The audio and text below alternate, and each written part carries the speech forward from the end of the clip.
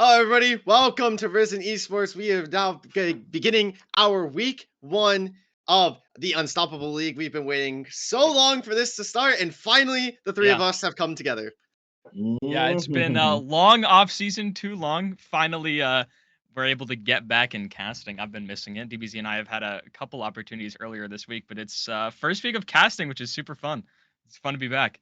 I'm really enjoying it. We got a lot of changes coming in this year. Yeah. If you've already been watching Draft League, probably the casters over there most likely went over all those changes. So I'm not going to. Yeah. We'll slowly go over them in game. If I see them, I'll blabber on about it. Don't worry. Yeah. But which reminds me, I have the different Baron pits up this time, so that way it doesn't mess up. I'm still gonna call it Hallway Baron. It doesn't. Is what it is. It is what it is. You know what? I take it. But today we are going to be casting over Bloom Gaming, Allium, and Goobers Inc. Two teams that we briefly talked about during the draft show. Now, I recall Goobers from last split, I believe. Yes. They had a pretty decent showing. I do not remember if they made it to playoffs or not off the top of my head. I don't believe so. I don't think so either, but I do remember a few of the players on this team. Bracket. Yeah, I know, right? But in this instance, we're actually gonna real quickly just go over predictions real quick. Yes. So let's go over that. Why don't we? Because I know we used to do it a little late. So let's see what we got. All right. All right. I see you, Cilantro. I see you. 2-1 Yeah, Bloom. I was looking at the old prediction bracket, and I'm a little new here, so I don't know too much about these teams and their past history. Yeah. But I'm gonna decide that my pathway this split is going to just play devil's advocate and vote against whatever y'all vote, so that hopefully I can spur the underdogs to have some sort of comeback, give them a little hope and momentum. All right. Darter, you're going with the 2-1 for Goobers. All right. What's your reasoning? Yeah.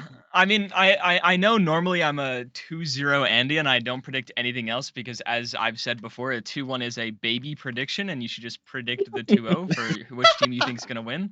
But I mean, these teams look pretty close on paper, and we've seen some of these players before, so I don't expect it to be that one-sided, especially since, these teams definitely have their strengths on the opposite sides of the map. I think we'll get into that later. But yeah, I think it'll be close, but I do think Goobers have the edge in this one for sure. I definitely agree. I picked 2-0 because they got my GOAT in the top lane, C-flat Batman up there. Yep. That's my GOAT. So I hope that homeboy's going to stop this team. And then our rest in peace fallen friend, he's not actually dead, by the way. Yeah. Hyper has predicted the 2-1 in favor of Bloom Gaming. So it's pretty exciting predictions across the board. Now, is it draft time? I think it's draft time. I think it is draft time. I'm excited. Depends if the teams are twiddling their thumbs or not, but I think we're getting close at the very least. Nice.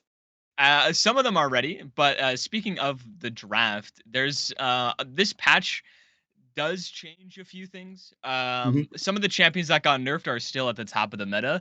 Namely, Karma is still broken after getting nerfed. Ezreal, his nerfs did knock him down off that S tier. I do think he's still strong because he is stronger than before the initial buffs. Right. So I think the big meta bans, if you're not going to be target banning, are still like Ashe, Kalista, Varus, if you think it's still that high prio. I don't think it's as good as the other AD carries on the patch. Senna is very high priority ban. Renata is very strong. They are going to target ban the Janna. Away, I wouldn't be surprised if we see Smolder banned as well because the champion is enabled and very strong. As for the other lanes, really most of the bans are targeted towards bot lane. There's a couple junglers you can get rid of. That Poppy ban makes me feel like they're trying to play like a Via Jarvan, something like that. They are going to ban Ezreal, so some people are not paying attention to patch notes, but I do still think the champion should. No, I mean, it's just one of those picks where you think he's really. Their AD carry does play a lot of Ezreal. He does play a lot of them, so it kind of is a target ban. Yeah, and Kennen is also going to be taken off the table as well. Once again, one of those another comfort picks for Bloom. And from here, I think we can maybe assume a meta pick will be taken off the table, if at all. Otherwise, it'll be just another target ban. We're getting a lot of those actually now that I'm thinking about it. Yep. So I'm kind of expecting maybe another. I'm surprised if Senna's gone. I was gonna say Oh, either they have that. a Okay, and they Wukong. take away the Wukong, so maybe kind of seeing that Poppy Band, like you mentioned, kind of gave a hint that Yeah. they were gonna go something for Wukong, either whether it's in the first pick or two somewhere in 2-3. But Yeah. Goobers now having the option to take off pretty much anything that they want. I say you take off something that's Baroque at this point. I mean, Yep. the Smolder is still open if they decide to go for it. Rel is actually a really strong engage tool and counter engage Yep. as I like well. the Rel So. ban better. I don't think Mhm. Smolders be winnable given the other bot laners available. Like I think if you're going to if your meta read is Smolder is so broken we have to first pick it, I do still think you have to ban Callista Varus if you know the enemy ADC can play those. Also Caitlyn Jhin seem like they can be good into it as well. Yeah. Also Samira is like with a good support can be very good into Smolder. That's what I've been using to counter pick it, and I haven't lost against it yet. I think I lost once out of like the 5 or 6 games I played, but they are second Karma. first Okay, pick first Karma. pick She is Karma. very strong and nearly permabanned in pro right now, so I'm not surprised at all that they're going to be going that way. And we'll see if they answer with an aggressive bot lane or go towards the scaling that we've been seeing it trend to.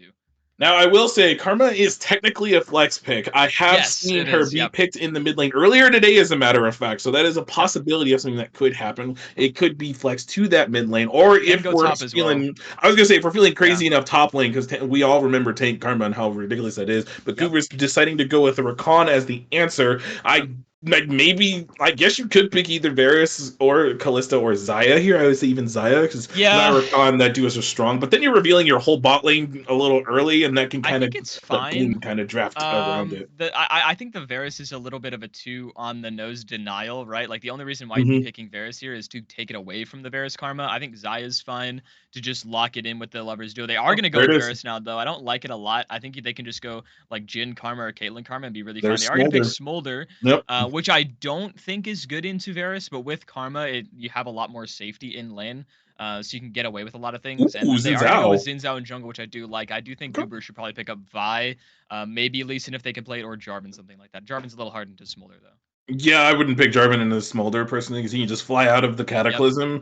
And regardless, like even if he doesn't have flashes, just wait till that fly is out. So Yeah. I think Vi is a better option. Can't buffer the cease and desist with his little flyaways. I'm trying to remember the name off the top of my Flap head. is the yeah. Okay. Right, exactly. It's his E. His E. It's his Graves. dash. Oh, they're going to go with Graves instead. So a double Okay. AD comp coming in for Yeah. Goobers. Interesting. Usually when Okay. we've been seeing double ADCs, we've been seeing like Tristana being played a decent Hmm. amount. I think she's very strong on the patch in certain games. I don't think she's like blind pickable by any means, but a good champion. Right. But Graves has also been sneaky good. I think it's very game dependent though. This game so far looks like a decent Graves game, but they can very easily pick more disengaged to make it hard because already he seems fairly outranged. And Xin Zhao into Graves is pretty good because if he ever dashes in, you can just use that crescent guard, and now you're completely fine, and he has to walk at you. And then if you're walking at Karma Smolder, I feel like you're just gonna get chunked out. They Yeah. are gonna go with Gwen ban, which means we might want to see a Cassante ban come through. Cassante or yeah, so this implies that they're planning on picking either Cassante or Ornn in this Right. instance. You know, two champions who do not like playing into Gwen like at all. Now, I will say that Goober's top laner does play Camille, so maybe that is something that they have to They also want to play consider Ornn. as They want to well. play Ornn. I think those bans are so Yeah, obvious. yeah, all Those right, bans are yeah, so right. obvious. I can't wait because that means everyone gets to hear you with the Ornn handbook or the Ornn Hell yeah! playbook or the Ornn I guide. do have the Ornn Bible, the macro Ornn document with There it all is. 165 matchups, or I think it's 168 at this point, including the Ornn mirror matchup. All of them are in the document. I love it. Now I I do love it. think they could blind. I was gonna say that I think they could Well, blind blunt. pick Okay. Camille, but I do like that they're going mid lane, just saving counter pick for our top lane because you do want to see what these bans are covering off. My guess would be Yeah. Ornn. It can also be Cassante because both of these champs Yeah. are good into it, or another tank as well because those are two tank shredders if they want to go if they were thinking about going Oh, Scion or something like that. Malphite is Um, another option that they could play too. they Now that I'm could do thinking that about as it. well. Yeah. I think if you're gonna play Malphite though, the Mordekaiser ban doesn't make a whole lot of sense because Yeah. you can ult his ult in a team fight and then he's just standing there like not doing anything. But they are gonna go with Malphite. Oh man, am I decent at draft predicting? Now Not what do they good, want to go decent. You're here? better. I think they just go Udyr, honestly. I I think don't see Udyr's why not. perfectly fine. I mean, Udyr, I think would be a pretty decent pick here. I would not Yeah. pick any kind of like anything like Camille or No. anything into this They need Malphite. some beef. Because really they also need engage because the only engage they have is Yeah, Rakan right now. So they are use gonna go Scion. Scion. Okay. Okay, Scion is a pretty That solid pick. that solves a lot of their issues. It gives them some front line and it gives them some engage. But before I get on a rambling rampage here, I do want to bring Cilantro back in here and see what he has to think about it. Yes, I almost genuinely forgot I existed, but looking at the drafts, I think that Bloom has drafted a very aggro aggressive comp. As you guys have been mentioning, Karma is extremely strong, so I'm going to be expecting Jin Zhao to hit those level 3 ganks early on. I think that the Varus has the range advantage and a little bit earlier scaling than the Smolder until he can get around those 200 stacks later into the game. So I'm going to be expecting Jin Zhao to heavy punish bot side, get a very strong support out of this Karma that you can rotate towards the other objectives and then try and get prio across the map. I feel like the Malphite into Scion where it's going to be a little bit just AFK, like we mostly see in the top side. But later on into the game, the Malphite's going to have a bit more of an advantage because his engage tool is a lot stronger than Scion's. So we're going to be looking for Goob to kind of just play a little bit reactionary and try and I feel like they're going to be slowing down a lot of bleeding throughout the game. So I'm interested in the Nico versus LeBlanc. I haven't seen LeBlanc pop up too much, but we've seen Nico absolutely dominating the entire game. And she's been nerfed like what 5 times. So she's been nerfed here and there, but she's still 50.5% win rate. LeBlanc has been kind of hit, especially like specifically the AD LeBlanc, but I still think AP LeBlanc is still good. Now it is much harder to execute, and it's much more of a poke champion than you just being able to have 8 billion dashes and just take towers and ignore everybody. You actually have to interact while playing AP Evelyn, but still a fairly strong pick. I don't 100% like the matchup into Nico. Now, obviously, Bloom did have counter picks, so they do have a good matchup for themselves in mid lane. And I do think they want to try and shut down LeBlanc, because if she does get ahead, that's a massive problem for your basically only damage, which is Smolder. Because if your Smolder's behind, your only physical damage is Xin Zhao, and I don't think he's going to have a very easy time in these teamfights except for starting them. Everything else is magic damage. So this Sion can build like a Kanik Rooker and Hollow Radiance, and then basically take no damage from most of their damage dealers.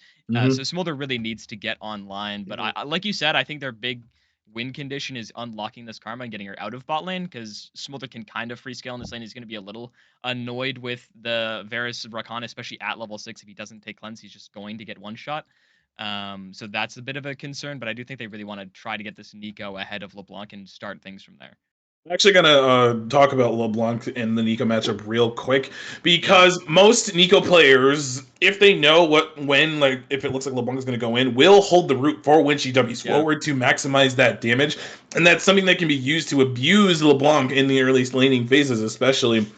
And I would personally really hope this is an AP LeBlanc, considering they would be triple AD at this point. And into a Malphite, you're basically just tickling him, and he can just kind of do whatever he wants. Physical damage jumps, and you can't do that so, with Malphite. I'm really hoping this is an AP build in particular, because if LeBlanc gets ahead, she can absolutely destroy Smolder, Nico, and maybe Karma, because I assume Karma's going to be kind of squishy for the first little while. Maybe build one tank item if possible. But I'm going to be eyeing the mid lane quite a lot, especially because as a LeBlanc player, I'm kind of hoping for that threat that she is kind of in the cut. You don't know where she is. She's going to threaten to one-shot your team, especially around objectives like Baron or Dragons in this instance. So this is going to be kind of a way to see like what's going on in that mid lane. And then Smolder, I don't know any of his ability names, so we'll just kind of do it live from there. And I know all of them except for his Q, which is the most important. Fair. Now, Cilantro, you are new to what we do here on Unstoppable. So, we have a little game that we play where we like to predict what the Dragon Soul of the game will be. And I'm going to bring you in on this, because you are family, you are Unstoppable, you are one of us now. So, what do you think the Dragon Soul will be for this game? Well, what was it? It used to be Cloud Soul had like a 50% every game. Every game. Yeah. Cloud Soul had like a 50-60% show up.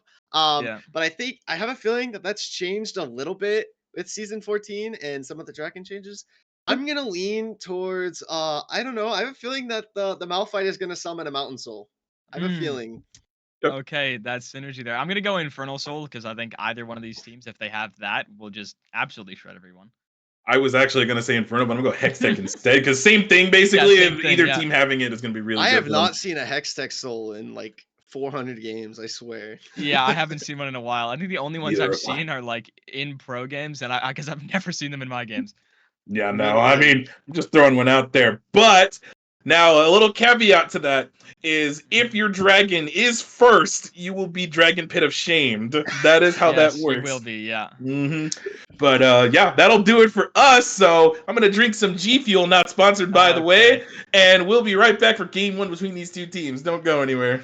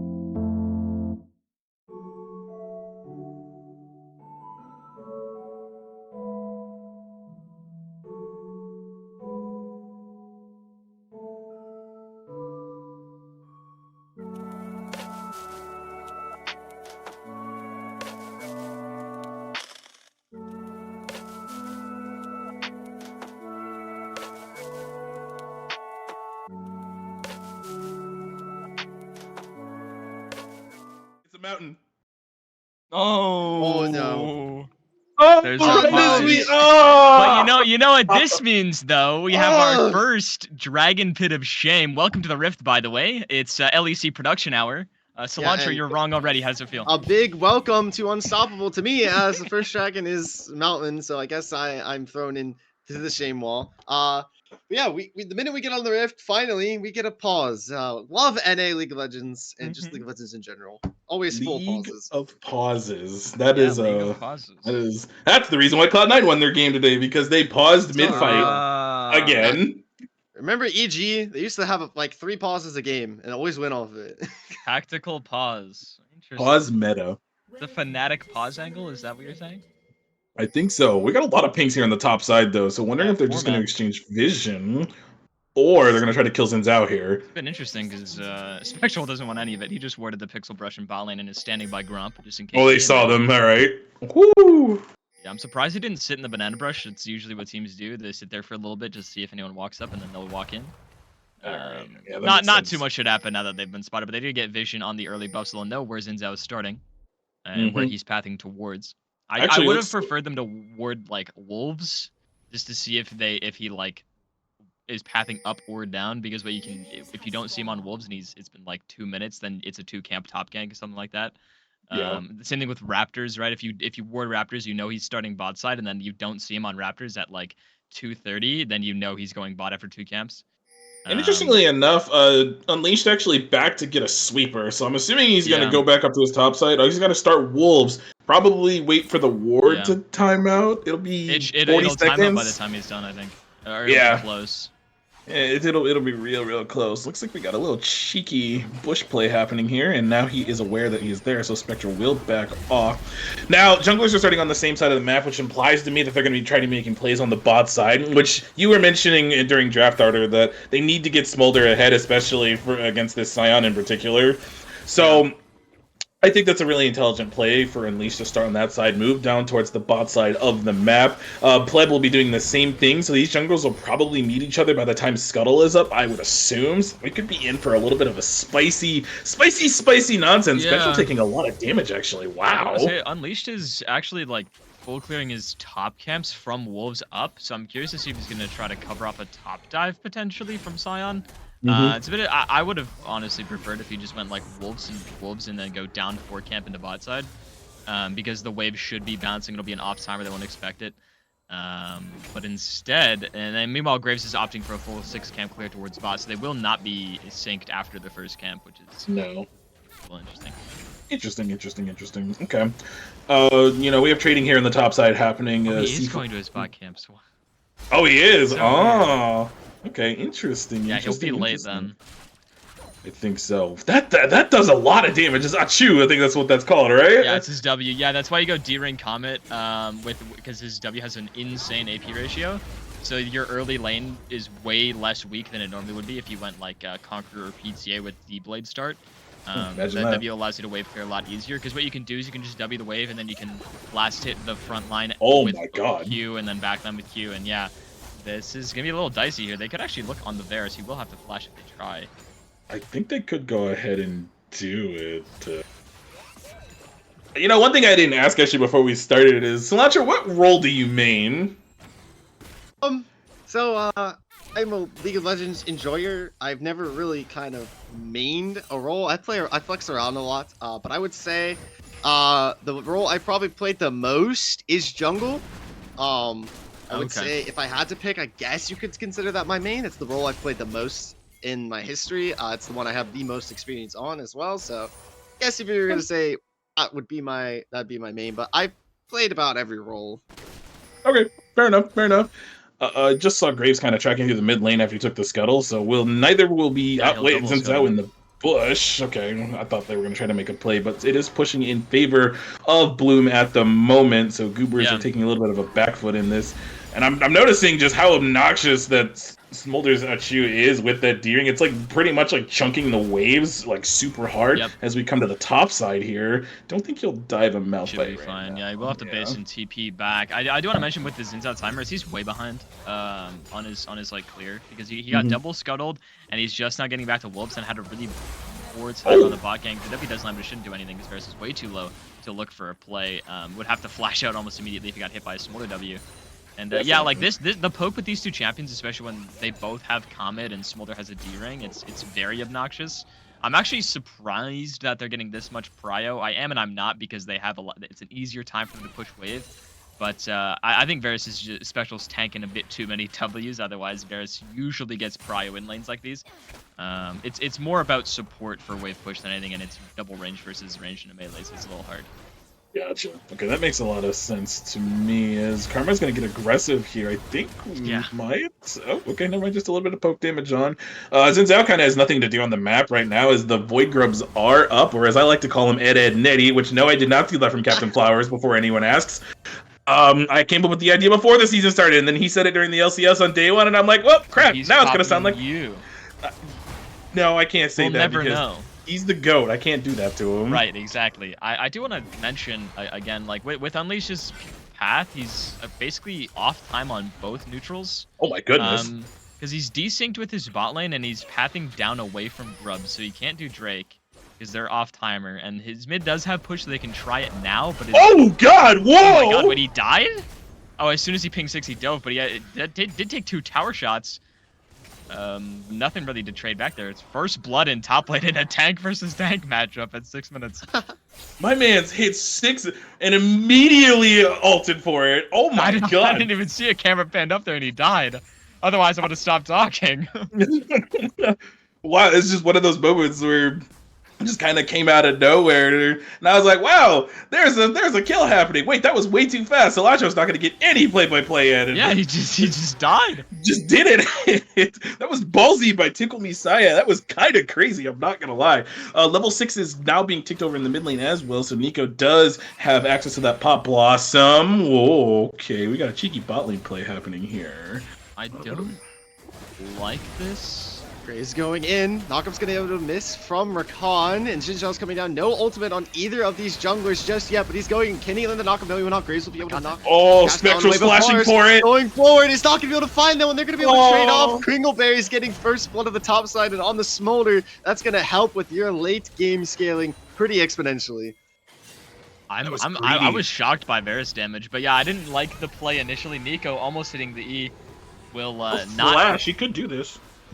Top side, actually. No, sorry. I was like, huh? I was watching top side. On kills. Malphite top side. Yeah, these guys are not playing like they're playing Sion Malphite. They are. This is like Jax Fiora matchup levels of solo killing each other. But I think that kill is way more impactful than the initial one that Malphite got, because not only does Batman get plates, he also denies like 2.5 waves, almost 3 waves of CS. So that'll be a massive gold swing in top lane, in addition to the bot lane play. That'll be their first lead and the dragon of this game.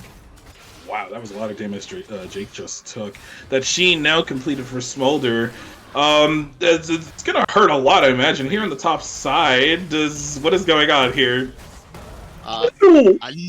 Another knockup. He's looking for more. That's Tickle Me Graves. Wants some revenge. Will Plaid be able to help trade out here, though, potentially? The smoke screen came down maybe a little bit too early. Able to get out Malphite, but that Scion passive. Will they be able to run this man down? Oh, the collateral damage. Not nearly enough to slay this Malphite in the top side. Yeah, not living up to the ability's namesake. It's more of a collateral tickle than collateral damage. He basically didn't even do anything. Will backing it steel caps as well, so it'll be even less damage for double AD topside. But half the over 75% of the kills in this game have been top lane, which is not what I was expecting. Same. I was expecting just a wet noodle fight between the two of them, but Tickle Me Cyan goes in immediately when he hits 6 onto C-Flat Batman, and C-Flat Batman trades the kill because Malphite doesn't have flash, and then we get some shenanigans happening up top side. Graves almost saved him. But the good news is they do end up getting 3 of the Void Grubs, so in the next 4 minutes, that will be very beneficial if they end up getting all 6. And there's a little bit of a hint I'm going to give to all of y'all who play solo queue. If the enemy team ends up with 3 Void Grubs, make sure your jungler gets 2 to negate the Void Grub passive. Yeah, you only need 2. You don't need all 3, you just need 2. So you take that away, immediately negates the Void Might passive that you get from hitting that 5, and it just pretty much makes it useless. You still, the extra tower damage is nice, of course, but in this instance, it's always go for 2. So Graves now has the upper hand with the 3. Unleash, we'll see if he decides to kind of track that the next few minutes and go for it. I haven't had much action in the mid lane now that I'm thinking about it. I'm just kind of farming right now. Oh, there it is. That's the combo I was telling you. Maybe some actual action. Will they commit the pop? Wait, Sion's coming down, and the pop blossom comes down, but I think it might have been on the clone, so they're not going to be able to find it. No, it was not. He's able to perfectly predict that flash. Will see Batman be able to trade out here? No, it's not going to. But Unleash is going in, has that Crescent Guard. Malphite has the Unstoppable Force 2. They're going to be able to get another knockup and give the kill over to Halcyon. That's 2 for him in the mid lane. As soon as you said no action was coming down. I know, right? Yeah, all you have to do is complain. Sion passive doing a little bit of damage there at the end as well. But yeah, you just have to complain that there's no action. Really well timed Pop Blossom. The flash by Runic just a little bit off of the mark and still gets clipped by it. I thought it was the clone, then I saw him flash and I was like, oh, that is the real one. Halcyon hitting a max range Nico Q, which secures the kill, and then I don't even know. I don't know how he lives. I thought that Batman would have the damage for it. Pleb thought that he did as well. Didn't end up actually walking down, and then gets killed off the back of that. So now no Sion ult, no Flash, no TP, so he loses a lot top lane for that. So his CS lead is going to go into the gutter at this point. And speaking of CS leads, bot lane up quite a bit, 25 farm and a kill. So should be, just about 1k gold at this point, which is most of their lead. Yeah, I was actually getting ready to comment on the gold lead, and they're about 1.5k ahead on the side of Bloom. We might have a bot lane play here in a second as the ults are going out. Oh, the grand quickness is going to come. It's only going to go to Charm Up. Will they be able to get these kills? Smolder ults, but it's not nearly enough. Spectral's able to slay Haji on this Karma. And with the Dragon coming up in about a minute 30, this is going to be crucial to gain a little bit of prio to bounce back in this objective fight. I just want to comment real quick that Directed Cam trolled me as immediately as the fight was done. It immediately took me topside because Riot Games Directed Cam. So I was like, wait, there could be more happening. And yeah, then they were there spam wasn't. pinging, and then I see like Rakan dash forwards. I'm like, oh, that's an ult flash, and yeah, he ult flashed in really well. Chain CC'd. No, all summoners burned for Bloom's bot lane. Still end up one of them does die, and I do want to comment quick. I think Smolder's going Trinity Force first, which we have seen a little bit. It's my least favorite of the Smolder builds. He is sitting at just under 90 stacks. He should have on 90 by the end of this wave, which is almost on pace, a little bit behind pace, but doing pretty well for his stacks. Looking for the 125 for most of his wave clear. But the two main Smolder builds we've been seeing, and the one that I think is the best of the two, is the Essence Reaver and the Nobori Quick Blades, and then RFC. That 3 core items does a lot of damage and scales pretty linearly through the early game. The other one that we've seen is the Spear of Shojin rush into, and he does go Essence Reaver, okay. I get confused because the Caulfield should have given it away, but yeah, he is going ER, which is nice. Does have a Dark Seal, which is a little interesting. I don't think he's going to be finishing that, but a little bit of extra AP is not bad, as W and Alt have really high AP skillings. But yeah, then the other build is the Spear of Shojin and double Haunting Guys, because the Haunting Guys passive is not unique. So that does a lot of damage if you're going like mid lane Smolder. Oh, he missed! I've seen that build a lot. Wait. I don't know how that didn't knock him up. I don't know either. That was kind of interesting. Level advantage to C-Flat Batman here in the top lane. Also ahead in CS in tower plates, which is why he has the gold lead that he does. So Sion again having all this gold, be able to fat stack armor and MR as you said you would prefer to see the Hollow Radiance, and there was that one other item I already blinked the name of on real bad. That's the one. I've seen too many new items in the game to learn, but Drake is being fought on the bot side. Hollow Radiance is nice for lane because we're going for this. Quickness is coming down. A nice grand engine for the Karma. They're looking to potentially punish the support. Smolder's going to commit ultimate to try and help. Oh my god! But it's a massive Q from Spectral. It would absolutely burst that man down, but it's not looking like Bloom is ready to give up this fight just yet. They've got that Crescent Guard and Pop Blossom online, and most of the members of Goop are extremely weak, so they can look for some type of engage here. The Dragon is already down to 4k, however. Nico could do something gross here. Engaged, and Zhao's already pushed up to the Dragon. TP's coming out of, I believe it's a Malphite. It will get stolen from Unleash. Graves forced flash over the wall. Nothing really has been committed just yet. The Varus will end up falling. A nice Unstoppable Force is going to get onto the Graves to be able to shut him down. And they're looking to chase this LeBlanc if possible, but I highly doubt it. What a fight coming out of Bloom there. Wow. Yeah, I was a little bit concerned for the re-engage because Nico didn't have flash until the very end of that, but still ends up clipping Spectral barely with the ultimate, and then left stuck in the pit even after flashing. Somehow also Unleashed grabbing this steal, so that's their second Drake. It will be a Cloud Soul, which, you know, we're all surprised at. Meanwhile, Zinzao going onto a Scion getting slap trap, but this is going to turn into a 3v1. Oh, yeah, they're going to be able to stop that rampage, and they were looking for a fight here. Oh, this is huge if he hit. Oh my god.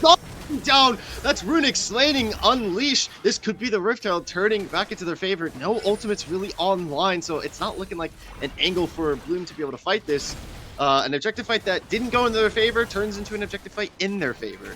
I don't think it's quite done yet, as Nico's looking for more, and so is Haiji, but I think it's now done. They know they don't have the damage. Nico doesn't have the pop loss and no mana either to follow up on anything. So this should be the Herald over to, I forget the team on red side already. That's my fault. Goobers. Goobers. There we go. The team I picked to win. Yep. I just want to also say that in this patch in particular, Rift Herald driving skills have been improved. So hopefully we won't see an absolute tragedy like we've been seeing, even in pro play. I will add. They put the training wheels back on. I've seen some abysmal Rift Herald driving from all levels, and the one from Blabber where he completely missed the tower in solo queue. No junk driving the Rift Herald anymore. They made it way easier to turn. It's less punishing if you drive it into a wall. But speaking of getting driven into a wall, we might see a Smolder getting pile driven, but he should be able to get out with the flap, flap, flap. Barely not getting stun there. How much extra health does Scion have? 600 extra health. All right. Yeah, that's slapping a Malphite all game. that and also, you know, just farming minions up the wazoo, but this might be a 3v1 as Zinzao is down here. Could be. They just barely get spotted though. Not a fan. Yeah, he did get spotted on vision. I'm not a huge fan of this play if they're gonna look for it, because Sion's not the easiest to kill, especially when he has that much armor and most of your damage down here is physical. Count your minions, kids. Yeah, there's no way she makes that play by herself. But speaking of plays, my man's is out. Not gonna be one because he just presses ult. That's the Scion treatment. Just ult Graves. You're actually we have a play down here. Oh, they're absolutely committing this. The quickness. Oh my goodness, that was huge. Double knock up of the grand entrance, and the crescent guard comes down for a little bit of peel, but is it nearly enough? Karma will end up falling first to Pleb from the collateral damage, and Xin Zhao is next, looking for potentially a triple. That one's gonna go over to Vars this time around. But holy, what a turnaround. They thought they were going to get off the side, but at the top side, ooh, he does commit the unstoppable force. Yep, and actually with the burn off the Sunfire, Tickle Me Canyon going to be able to find that one. And nice pop loss into the bot side, trying to stop this Rift Herald. Grand Entrance is going to end up missing. Oh, actually, I thought it hit the clone, but it ended up not. And they're going to be able to combo this into a kill onto the Nico. Ignite's coming down, flash forward out of C Batman, but they actually are unable to catch her. Okay. Drive the Herald, it's very low, dies on the way to the tower actually from the cannon auto. And yeah, LeBlanc got out, but the a minion auto is what killed her. There's a couple of caster autos that followed her in the distortion, so she dies. It's now a 4-in-1 Malphite on my screen. We'll get the top lane tower as well on this wave. The minion should be able to take it. So that'll be a tower traded to opposite sides of the map, but ultimately the play positive for Goobers. Yeah, they end up getting the bot tower on the side of that. Varus picks up another kill, then Graves gets 2, as a matter of fact. But the caveat to that is Nico now has 3-0 with her Rocket Belt completed. Also did not read the patch notes, not knowing that Hextech Alternator doesn't stack anymore. So there's that. Well, it still stacks, but it doesn't scale. It's flat 65 damage at all. It doesn't scale with level anymore. It's just flat damage.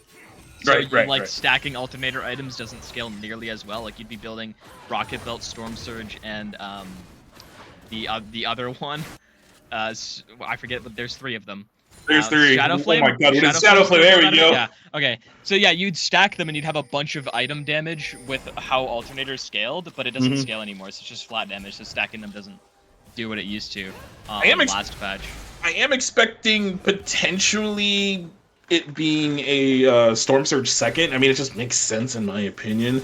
I think it is. I think so too. Off the top of my head, I don't know. But we got pings onto the Drake. This will be 3rd Drake. I do think that Goobers are in a better position right now as mid tower will fall in the process. And they should turn for this, actually, if I'm being honest with you. They are aware that they're doing it, but they're actually pinging towards the top side. They're giving it up. Okay, that makes sense. Raptors. I guess. I mean, it stops the dragon stacking as we are about in the mid game at this point. Goobers having just a barely over 1,000 gold lead, which is definitely better than what it was about, I say about 5 minutes ago. They have had a couple of good fights since then. How are we looking? How close they are? Gold they are? How you want? No, I'm curious to see what Smolder's stacks are at because he's 125. He's been there for a little while, but he's at 171. So he's about 50 stacks away from the ultimate Elder Dragon buff. Not really, but it does a lot of damage. Even at like 300 stacks, it's basically 15% of your max health and true damage, including the execute, which is insane. But yeah, this should be a top tower on this wave unless they feel like contesting it. Batman does have his ult. I would not contest this. What are they doing? And here comes the unstoppable onslaught, looking for those nice knockouts, but they have not found a kill just yet. Going in with the quickness, it looks like a nice 3-man knockup off Here's the grid. And they find the pictures. Yet the chain's gonna come down to help shut down that Malphite, and Jinzhao force the flash wave, but does get rid up from the Blanc. A nice 2-man Pop Blossom. That's just going to help with a little bit of the disengage, but you might slay the Nico in the meantime. I think you just do Baron here. Oh, yeah, or not. Your tank TP's bot side, I guess. He's TPing to... I mean, he can get bot tower with this wave in the position that it's in, but they don't really have damage for objectives. I was going to mention it but they're actually chasing Karma, but the Grand Entrance does not land, so she should be able to get out just fine with a Mantra E. And, yeah, I think on-hit Varus would have been much better this game, because no one can kill tanks, because this isn't a crit Graves, it's lethality Graves. So he can't... This Malphite, like... the later this game goes on, it's going to be even harder for them to kill him. He did die there, but he wasn't taking a whole lot of damage. Most of the damage he took was from LeBlanc, and that 2-man like W just killed 2 people because he has no MR, he has all armor. So that LeBlanc is shredding absolutely everyone, and there is a pause now. They say for Flip says for mouse probs. Mouse problems? Okay. Yep. That's honestly valid. Yeah. I mean, any pause is valid, but yeah. I mean, some of them aren't, but you know. Yeah. Okay. So, hi, we're back on the screen. Hi, everyone. Hello. Currently at the state of the game as we are cresting over the 21-minute mark. Really good showing from Goobers so far. The early game was a little rough, I will say. A couple of weird objective fights, losing the first 2 Drakes as well. But Sion having the lead that he has, regardless of having died twice in the early game, just getting gold through minions and towers and staying ahead of the game. We actually just unpaused right now, so we're going back into game. It's been a very good showing from Goobers as of this point here in game 1. I do not think the game is totally in their control as of yet. LeBlanc finishing the Lich Beam, which I find very interesting. Okay, I could see that. The Riot Games pause as it does after a pause. Just spectator problems. It's a small indie company. What do you want them to do?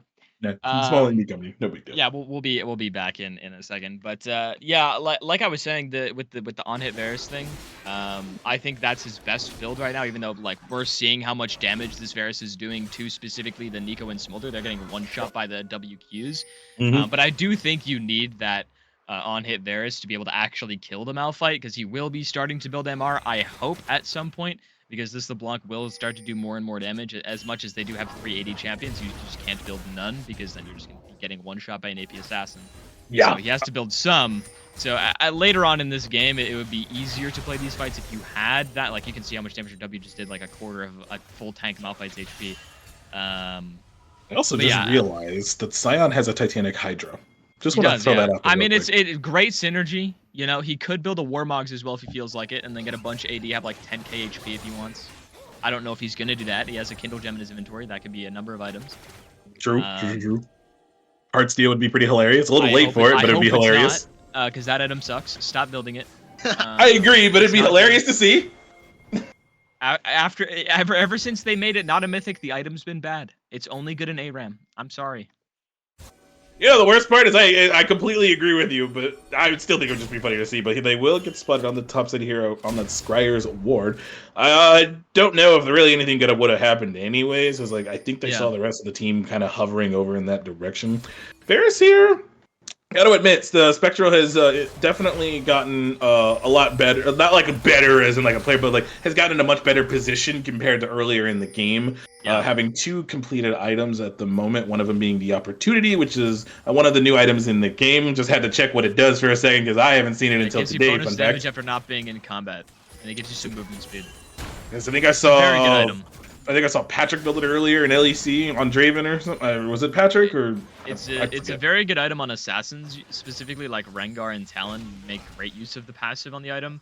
Of course they do. Poke Varus can use it very well if you like time your combat. They are collapsing on this man. Circle me, Canyon. You're going to have to use the Unstop Force to get away. That's actually a pretty big team fight ultimate with 30 seconds until the dragon. We had Baron pings coming down, actually. They're pinging onto Baron. I don't like this, actually. I don't think they can do it. Smolder has 2 items, so maybe... Doesn't really do that much damage to objectives. Oh. It's like kind of rough, because he's going not back in on him. Carry. Yeah, they want to absolutely burst Tickleby Canyon down. He has no flash. Root him up. No flash, no unstoppable force online, and basically no AP remaining here, as C-Batman's going to be able to clean that one up, cutting off his way of escape. But now, do you go for the dragon or do you go for the Baron if you're Goob? Honestly, you can make an argument for both. You can do both, technically. I think dragon's the safer objective. I don't Smolder hit his stacks. Yeah, he's at 225. He's at 225 now, which is, as you can see, a lot of damage. Holy crap. Yeah, he's at 230 actually. Yeah, I don't know if you can like hover over his passive, but I think it's like even at 230 stacks, it's like 10% max HP true damage, including the execute. Oh, oh no, it doesn't say it actually. Yeah, okay. Yeah, it's a lot of damage. Okay.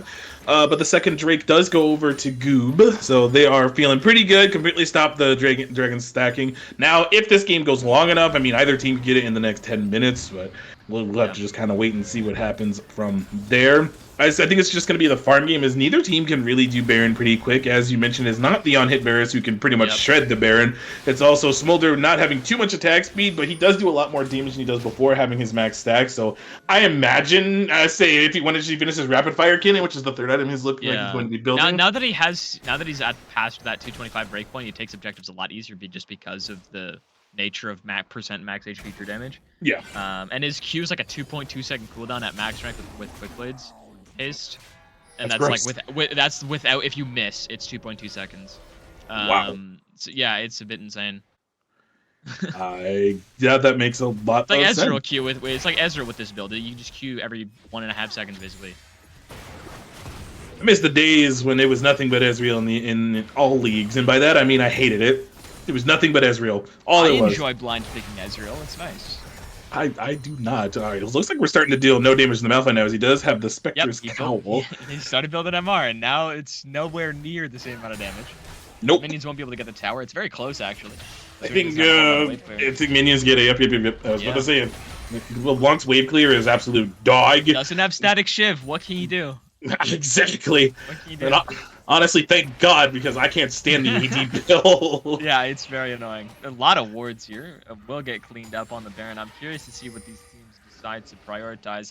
There's no tier 1 towers left on the map, so it should just be topside vision fights permanently, and whichever team gets caught first will lose the Baron most likely. But neither one of these teams can really siege into each other now that there's no tier 1s left. Uh-oh, wait. Denzel caught? Does have flash. Chain comes down. Oh, the chain's going to end up missing from Riddick, though, so they're not going to catch him out. Alright.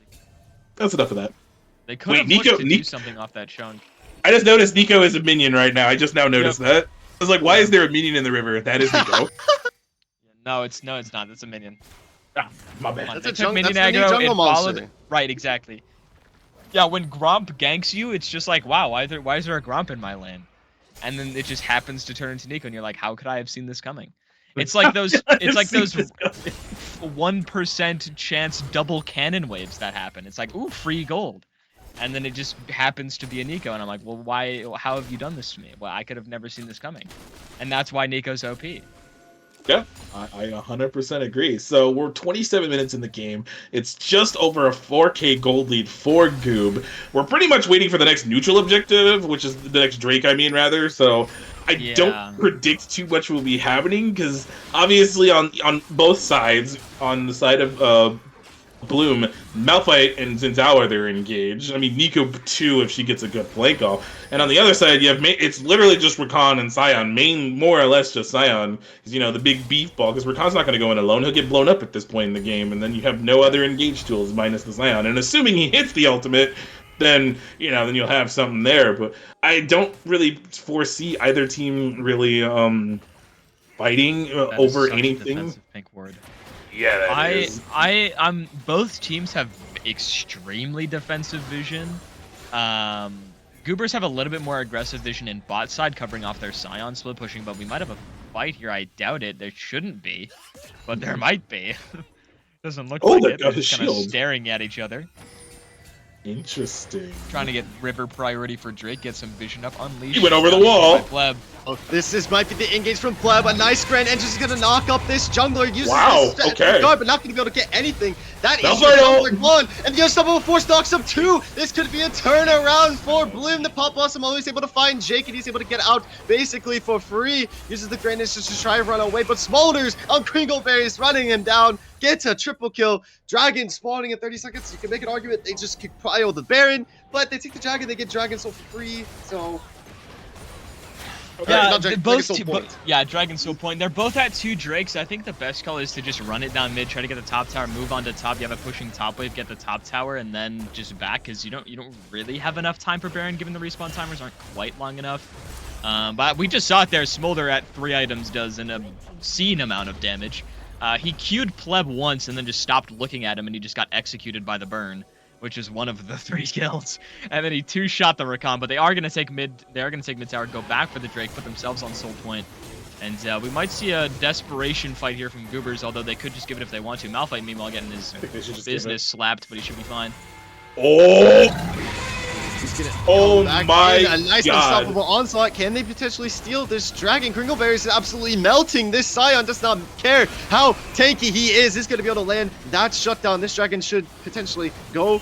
Well, I mean, not even potentially. This Dragon has 0 chance of going over into the favor of Bloom. Can't but do look anything at to Tickle Me Malphite. Canyon. He's absolutely just running it in the back line for free. Does flash over the wall, trying to get the kill on the Spectral, but he has a flash of his own. Is able to get out. What an interesting re-engage there from Goob. This is also the penalty of stalling the game out, I will say. You're playing against a Smolder. Yeah, Goop kind of stalled the game out to the point to where Smolder got his 3 items, and assuming it's not LDR he's going for next, I actually don't know what he's going. It's a Caulfield? I mean, and a Kindle gem. I'm not entirely sure off the top of my head. Well, assuming the game keeps going, we'll see what it is in the next. Think of what item that is. I don't know. This is what happens with them stalling the game out the way that they had, because it just got to a point where after Goob had won a bunch of fights and then got up 2 Drakes, they just kind of stopped forcing their advantage, because now the gold is pretty much even on 400 gold, but what does that matter 30 minutes into the game? It's a Spirit Trojan, I think. Oh, you're right, Spirit Trojan. That is, and building that forth is interesting. Also, which Baron? Oh, we're fighting actually, as Rakan just popped. Oh, they're gonna land a nice Grand Entrance. My man's is dead. Scion, but Pleb, you've already been chunked out. The Unstoppable Force going in, and they're going to knock him up and slay that jungler. This is the cue to go for the Baron. First one of the game finally taken as we're about 30 minutes into the game. And I feel like, oh, here comes Smolder. Oh no, that's a Nico. Oopies. We got a TP coming in from the side. Yeah, I don't like this Baron call. It's really risky. Oh, the Unstoppable Onslaught. It goes pretty much wide. They're going to get a nice root. Oh my goodness, there's a block. Runic, that's an interesting flank angle. You're getting bursted down as Halcyon's going to be able to slay that 80 carry on the side of Goob. And it's just 2 members left, Jank and Sea Batman, the only tanks left standing. But actually, Runic is able to shut down that 80 carry. Or, yeah, the Smolder. And able to get out for free, so not really that great of a Baron call. Sea Batman still fighting here, trying to just stall out for time, healing up. Left, right, and center. Maybe able to trade out one or something. Now, Haas should be able to run away, but I feel like now you definitely don't have an angle to go for the Baron. Yeah, that's what I mean. That Baron call is super risky, especially when you see the Scion TPing and you continue to hit. And when your Nico's on mid lane, so you can't really look for that turn, so you're just kind of split, and then great flank by Runic there. Should have one-shot this Smolder, but didn't quite have the damage. I think the Kindle Gem literally saved him there. If he didn't have that, I'm pretty sure he gets one-shot. And so, I mean, that turn, as much as they died and lost the fight, they stopped the Baron. The gold is still even. So it's really not the main difference in this game is bot lane, but jungle is ahead in 2K, which is why the gold overall is even. So you really need to look for these fights on your terms, because whichever team starts it is usually the team that's going to win it. I agree. Really, just Absolutely close fight in that last one. With the Smolder going down, that does kind of slow the game down a little bit. So I imagine this next Drake in the next less than 2 minutes will be not the less fight. The next fight, was that Nico disguised as a ward and moved in the river? It's like when Nico disguises as a blast cone and then like Oh just my walks god, with it blast cone is. MS. Yeah. Sometimes that's just wild. But Graves out of position here. Oh, they're gonna have to pop this edge of Night Bubble first, though. The Hextech Rocket Belt is gonna be able to do that trick. Unstoppable Onslaught's gonna land onto Unleash, but it's a two-man Pop Blossom to help out here. Smolder using ultimate, trying to steal some sort of kill there. And then, yep, LeBlanc TPing in. Here come the reinforcements of some sort. Quickness is gonna come down onto this Nico. They find that pick. Oh my god. More Kringleberries. You can absolutely burst it down from Spectral, but it's a three-man unstoppable force knockup from Tickle Me Scion. Still feeling that they can potentially win this fight, and they do after slaying Spectral. And now he's looking for more. This tank of a carry is absolutely dominating these squishies on the side of Goob. Yeah, I'm surprised. I mean, it's Malphite. This guy always does 8 billion damage when he has 0 AP items aside from a Doran's Ring. He's actually full build, like including his D-Ring legendary item technically, and Scion is also full build plus a control ward, which is absolutely unreal. This Scion has like what 8k HP? How much health does he have? We'll find out in a second. I need to see how much health does he have. It's a lot, and he's full HP after that fight. And yeah, he's allowed to only build a Canic Rooker because that item is still overtuned after getting nerfed. And he actually, Smolder elected to sell his items and go for an LDR now, despite still being able to shred the Scion. Just wasn't able to kill them fast enough to get the playthrough. And now we should have a fight around this dragon in 10 seconds. It'll be just as close as the last one, as the gold is still dead even. Scion has 6k health, by the way, in case you were wondering.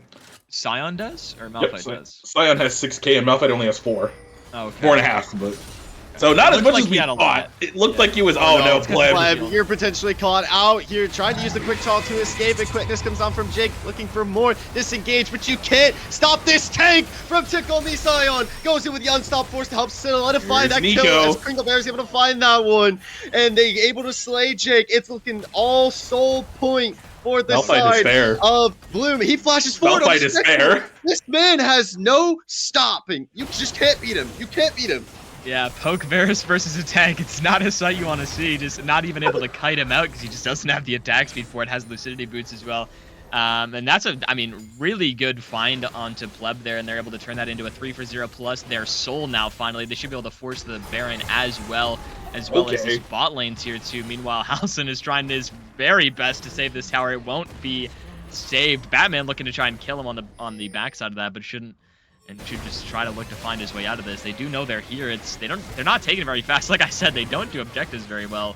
There's no way we do this again, right? They're gonna lose this fight. Steve Batman looking for another engaging. Runic comes in on the flank. Is gonna be able to burst down Kringleberries. Looking for another chain onto Haji, but he's able to get away in the flash forward from Unleash. Is gonna be able to find that pick onto the LeBlanc. So far, it's a 1-for-1 trade in this Baron Riverside. Jake is gonna get stunned up, not able to find much. Spectral is also dying on the bot side, in case anyone's wondering. Yeah, he's getting annihilated. I said, Poke Varus versus Malphite. What can you do? You even have a tower helping you, but you can't. It's like, what can you do? What can you do?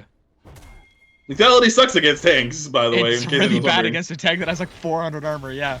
It's a 3-man engage onto Tickle Me Scion. Can they finally kill this Malphite smoke screen to slow him down in a double knockup from the Grand Entrance of Scion? He does get ignited. And then, in the meantime, the Baron is started up, so there you're absolutely fine dying here if you are Tickle Me Scion. And that is the edge line, going to be able to pick up that shutdown. But the Baron is nowhere near dead yet. And C-Batman is TPing in with the Unstoppable Onslaught. They might be able to catch this out if he can land a knockup. But for now, it's just going to be a deterrence factor. Smolder wasn't there for the objectives. They just, again, don't have the damage to take it. Is opting for the Guardian Angel last item, which I do like, as he's absolutely getting annihilated. And building an MR item is not going to change that. I think GA is just the best option you have, because after you get one shot, you'll have a second chance at getting one shot. But yeah, Runic's doing an unbelievable amount of damage, but neither one of these tanks are dying.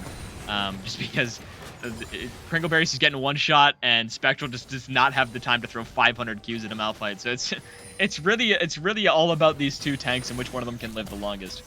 Yeah, just to be completely honest, like, this is kind of insane. And I'm at a point now where it feels like Baron is just really a bait in this game because every time that Bloom has gone for like it, I said, they don't have objective damage. they just Smolder die. Smolder doesn't do damage to objectives. He does a lot of damage to champions, not a lot to objectives. 6.6k HP now on Scion. Oh my god. And we're at that point where 38 minutes into the game and gold leads kind of don't matter anymore. They're actually looks like they're going to collapse on a Scion here. They actually do see Pleb here, who should just take this for him. I don't think so either. He has a red buff now too, so just extra healing off of it. So he will just back off. Are we about to be baited here again on this Baron? Runic's not here. Has TP though. I think they're just sending him down here to clear waves. They're actually kind of pushing the go button a little bit on this as they kind of walk forward to get mid prio. I do think they will just take this opportunity to try to force Runic to TP up to this Baron. Yep, there they go. They're hitting the bad boy, and we got lots of pings coming down. There is a ward that does see this. Yep, all right, here they go. They're TPing. No, Scion ult is up. Oh, Nico ult! Awesom's gonna land under the jungler and support, and they are chunking these members down, but it's Halcyon who ends up dying. Unstoppable Force goes onto Pleb. They're looking to slay this jungler, if at all possible. Taking Scion in the middle of damage. all 5 members, taking everything, and Flash out of Pleb is gonna be able to help him get away for a little bit off of the shield from Jake. This fight is looking all in favor of Bloom so far, as all the members of Cube have to run away. Like you said, the Baron still being a bit of a bait. They're going to go for it once again. Maybe the 6th time is the charm. Maybe. It could be the 7th, though, as Kringleberry's is very low. The pings from Goobers are coming onto it because Runic's full HP has doubles. Yeah, and they're once again going to be forced off. Can Runic find the AD carry once again in these fights? We'll be able to see it here. He's looking really deep. Good God. Go for it. I was ready from the Blast Cone Flash W and to have a Smolder get absolutely obliterated on my screen, but this time Goobers are the ones starting it. They just lose the game if they all die here. I'm going to be completely real. The Unstoppable Force is almost up, so this is going to be really risky. They actually do this a lot faster than they do, but I think they will either turn this or try to 50-50 because this is risky. Grand Entrance is not going to find anything. Oh my god! The 3-man Unstop Force! The Puff Blossom going in is going to be able to find this backline. Runic and Jake, I doubt you're going to be able to escape. See, Batman, the last one remaining, as it will be Bloom taking our Rift Herald, a shutdown in favor of this ever-doing damage Smolder. And we see 2 tanks just absolutely beating each other to death. But now, I'm expecting just... The comms are run bot lane, run bot lane, run bot lane. You have a super minion wave, end the game. You have an end game angle. Yeah, if I'm in this game, I'm just yelling end. Baron Get me out of this game. Baron is a bait once again. Like, it's just absolutely hilarious. And the Grand Entrance was used with the Recon Ultimate to try to stop it, but this game is honestly just over. There's just no shot. There's no way, right? Runic tries to get a pick on the Haji, but is unable to find that, and that is going to do it for our first game of the Unstoppable Week 1. Bloom is so far taking it 2-1, so whoever predicted 2-0, sorry to bring it to you, but your predictions were wrong. And so far, my Bloom prediction is looking pretty solid. Looking pretty good. looking kind of good, yeah. Yeah, DBZ's wrong already, so sorry about that. Sorry about your luck. I'm still alive for the 2-1. But yeah, that was a bit of a messy late game from both teams. We were joking about it a little bit. Yeah, the damage is a bit I can't see it. How much did Smolder do? 54,000 damage. Yeah, I'm not shocked. Varus did only 18k.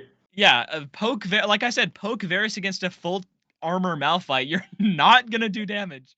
The only time you're gonna be able to do damage as this poke Varus is when you're hitting the backline, and you just don't ever have the opportunity to do so. Runic did a really good job at finding those flanks, but it's just never enough. Just because of how tanky Scion is. 50k damage on the Malphite.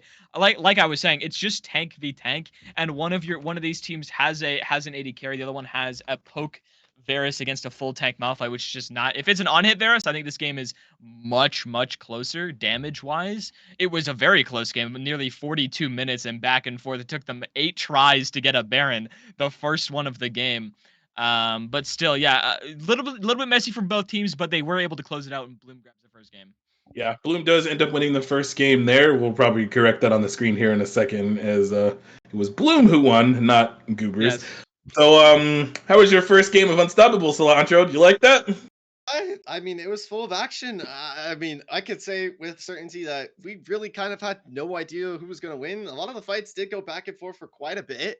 I would say towards the later half of the game, approximately around the 35-ish minute mark, it kind of looked a little bit more one-sided in favor of Bloom. Yeah. Once Smolder hit that power spike off of the stacks, I believe he got to about 230 at around 25 minutes. A lot of the fights started to favor Bloom. Uh, the Scion, he was trying his best to bring the game back Yeah. in favor of Goob, and he Yeah. was doing great. Like, he was doing his best. Runic was able to find those flanks, hit the chains onto Smolder, get the burst, try and help win some team fights for his team. But when it came down to the overall 5v5, it was just all Bloom left, right, and center. Yep. But I have to give it, I mean, the first Baron died at like 32 minutes, roughly. So we're So, banning Smolder next game, right, Goobers? Like if you're gonna leave it, I do think like Varus is an answer to it in lane at least. I think for this specific game, you just have to go on hit Varus because you just have such a hard time killing Malphite otherwise. Because especially if you're going lethality Graves as well, then neither one of you can kill him. Because if it's crit Graves, then I think it's fine. But if it's like Yomu's into Black Cleaver, he's just not going to be able to kill Malphite fast enough in these fights for Special to actually be able to get the poke off on the back line. Because Right. if when Special was hitting arrows on like Karma, Smolder, and Nico, they were almost getting one shot from one WQ because that's what Poke Varus does. He just can't kill the Malphite. So when Malphite ults on top of him, even if he flashes it, he's just kind of fully out of the fight. And then it's kind of a bit hectic from there. But yeah, I think if your plan is to stall a game out to 40 minutes, you have to ban Smolder. Yeah, I definitely agree. But that'll do it for us for game one. So Bloom Gaming does take the first game, and we'll be right back for game two. Don't go anywhere, friends.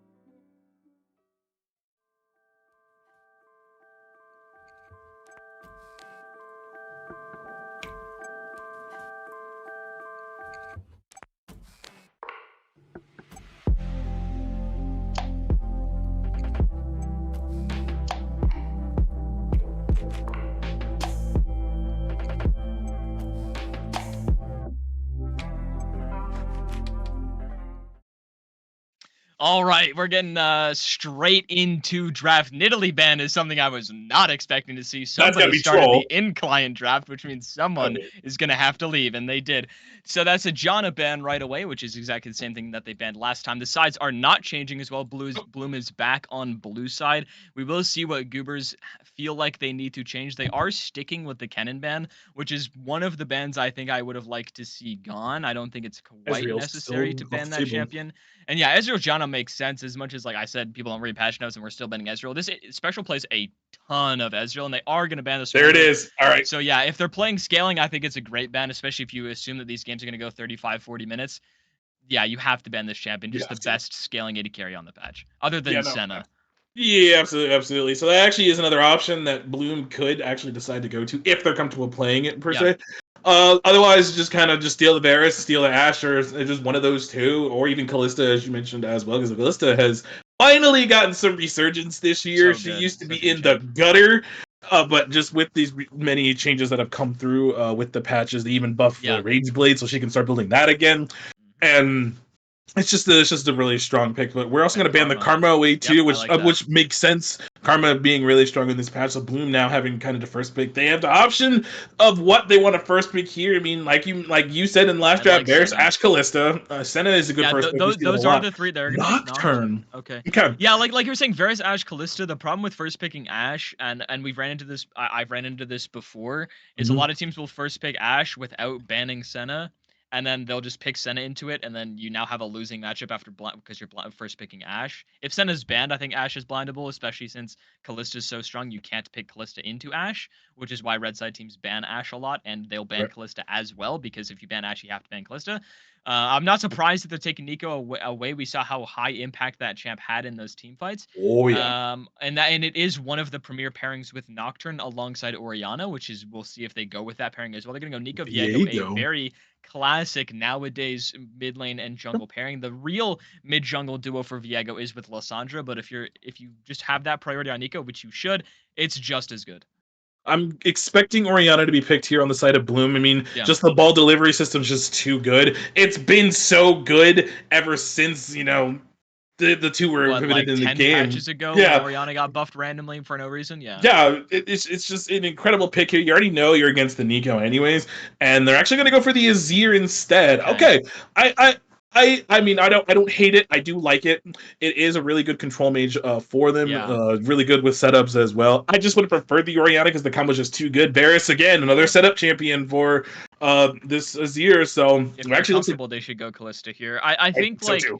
yeah, my problem with Azir is like Azir into Nico is good. I just it's not great with Nocturne. I love this pick. If they're comfortable playing it, I love it so much. I Okay. never recommend this champion to people because nobody plays it, so I never mention it. But it's really good into Varus, especially if you think they're going to be going like locked it in. non-hit Varus. Okay. Yeah, it's so good. Now Samira's the better version of the two champions that are basically the same champion, Samira and Nyla. Just the only real difference is their W. Also, for some reason, they don't let Samira dash to allies, but they let Nyla dash to allies with a double charge dash. Anyways, that's my own personal Yes. gripe with that. Oh, they're actually going to ban the Malphite. I thought they Yeah, were they're going gonna to pick it ban because they banned the Malphite. Gwen. Okay, never mind. Never Yeah, mind. they banned Gwen, then Bloom banned Mordekaiser, and I'm like, are we just gonna get Malphite versus Sion again? But they're gonna ban the Malphite because we saw what it did last game. Senna ban. Okay. And they're gonna ban Senna, which Nyla Senna is very strong. I do think it's a little bit of a mistake to ban Mordekaiser. I think they should have banned Taric and Senna, just to get rid of the two best supports with Nyla. I'm not a huge fan of Pyke. I have seen it No. before. It just doesn't synergize as well, although you do get healing off of Pyke passive with Nyla passive for some reason. Let's That does also work talk like about that. that Pyke just got buffed this patch as well. So Yeah, it got there's buffed a that. lot. So Pyke is much stronger than it was before. I still would have preferred a Taric here, especially since you're playing like such hardcore dive and you're playing for those resets with Viego. It just gives you a little bit more time to get them off. But everyone on their team so far is one-shottable, but I wouldn't be surprised if they go to a Sion for Bloom this time instead. Sion or Ornn. Sion or Ornn. So we're going to pair it with the Lulu. Okay, it is on Varus. Wait, and if they lock this in, this is Machine Gun Lulu top. Yeah, I think it's either Lulu top. Okay, Okay. Shen Nocturne. If they lock that in, it's either Azir top, which I would like more, and Lulu mid, Or it is like on hit Lulu top, but it should. I do like Shen quite a lot because you did ban Mordekaiser. Well, now that Yep. ban makes sense if you're looking at Shen because that is Shen's by far worst matchup. Yeah. We'll see what Goobers has Okay. as a response, whether or not they respond with a hardcore split pusher. Now Trundle did get nerfed, like hard, still decent, but I think just picking like Udyr, you can go like just a team fighter with this hardcore team fight comp that you have, like Orange Scion, but they are They're gonna gonna go go for Trundle. it. I was gonna say I unironically would actually vouch Yeah, for Kled here personally yeah, into Shen. I do really like that matchup, but they are gonna lock the Trundle in instead. So I'll go on in another universe about why Kled would have been a pretty decent pick here. Not great, but decent, I think, especially to be able to cancel the Shen ult the way that he can. But in this yeah. instance, we are now gonna go ahead and bring Cilantro back as get his thoughts on this draft. Okay. Oh, I have a couple things I definitely feel about this draft. We mentioned the Nocturne Oriana. Yes, I think that is definitely the angle they could have gone for. But I think seeing them lock in the Nico R1, picking up that Azir, they're playing for an angle to kind of just deny the Pop Blossom. Yeah. You see her Mhm. go in, you just Emperors divide her away. And I feel like that's kind of the angle that they're going to be going for. They already have a very heavy, strong engage comp with Nocturne Shen. So that's going to be flying in off of one another. And then Lulu plays a little bit of help with the disengage, and she can also shoot off of the Nocturne diving in. So I feel like that's where that pick kind of comes around. Smolder Pins is what we expected. Once I saw the Neela come out, I was expecting a Senna ban to come down because Yeah. obviously that composition is absolutely disgusting to play into. Yeah. It is just absolutely stupid. Yeah, it's One thing that insane. definitely surprises me on this board is the Viego. I feel like Yeah. something like a Vi maybe would have been Yep. a little bit better to Yeah. kind of play off of your Nico and be a little bit more of a frontline because kind of what this team is lacking is that frontline tank damage on the side of Goob because well you have Yeah. I believe I forgot what, hold on 1 second, you are going up against a Trundle. That Trundle can eat the Shen and potentially take the tank stacks to that, but Yeah. he's still going to be squishy. So he's going to get bursted down potentially by this I believe you guys mentioned it's going to be lethality. It could potentially be on It hit. should be I on hit mean, Varus. yes, It it I should should be be on would hit. hope it's not Yeah. lethality. Yeah. Yes, I I I'd, agree. I I'd agree. Not like last game. We yeah. don't want to Yeah, see the right. on hit, the lethality. Lethality Varus is fine this game because you do have Nocturne Azir, so you're not really worried about shredding the Trundle if he does steal Shen stats, so you can Yep. go poke Varus, especially since they are very squishy across the board, and poke Varus is a little bit better into Nyla, because like I was saying, like Nyla W blocks autos, Samira W blocks projectiles, so on hit Varus is better against Samira, lethality Varus is better against Nyla. But for the game in its entirety, especially since you're paired with Lulu, I do think on hit's probably more likely. Yeah, so the Lulu speed up with the extra attack speed that you can get off of it. I Yeah. mean, it's just one of those things where it just pairs so well. So, all right, we kind of have gone over, what we're expecting out of this game more or less. I'm kind of in my mind when I see a Nocturne, I immediately think that he's probably gonna go for more of the. I've seen more lethality Nocturne than I've seen Bruiser, Yeah. especially because with how good Axiom Arc is right now for whatever reason, and being able to constantly spam that over and over again. And into this team, you could realistically do that because their entire team of minus Viego more or less is squishy. I argue Trundle maybe not as much as well. Yeah, yeah. But it's gonna be very interesting to see what Unleash decides to go for I here on the think, Nocturne. yeah, in my opinion, it should be experimental hexplate rush into Mhm. Eclipse, and then like from there, like I think just you can see how the game's going, whether or not you want to go like the more Bruiser build, or if you want to continue going lethality into like Axiom Arc and Edge of Night, that sort of style, or if you want to go into the like Black Cleaver, that's Bruisery style build. I do think Stridebreaker's a little too weak right now, though. So I that's agree. why we've been seeing more lethality Nocturne, is because of how bad Stridebreaker is as an item. But I do still think with Hexplate, you can go Bruiser Nocturne and still be fine.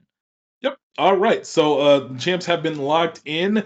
All right, Darter, you got it right last game, so you get to go first. I didn't get it right last game. I Oh, wish did we I all got get it right wrong? last game. We We did get all it got wrong. the Yeah. soul wrong. Never It mind. was All right. Cloud Soul, like what we expected it to be, but none of us That's right. picked Cloud Soul. So you know what I did last split the entire time and was right like half the time doing it? I'm gonna pick Cloud Soul. I just picked the soul of the last game and I'm usually right. That So I'm gonna just go with completely Cloud. accurate. Accurate. Cilantro, you're up. I'm going to throw my fishing hook into the pond and say it's going to be a Chemtech. Okay. I think it's going to be Ocean Soul. I think Ocean Soul would be very good here, especially for Bloom in this instance. It would just be kind of disgusting. Please do not be the first Drake, but we'll find out in the next few minutes as we end up going to break. But we'll be right back, friendos. Don't go anywhere.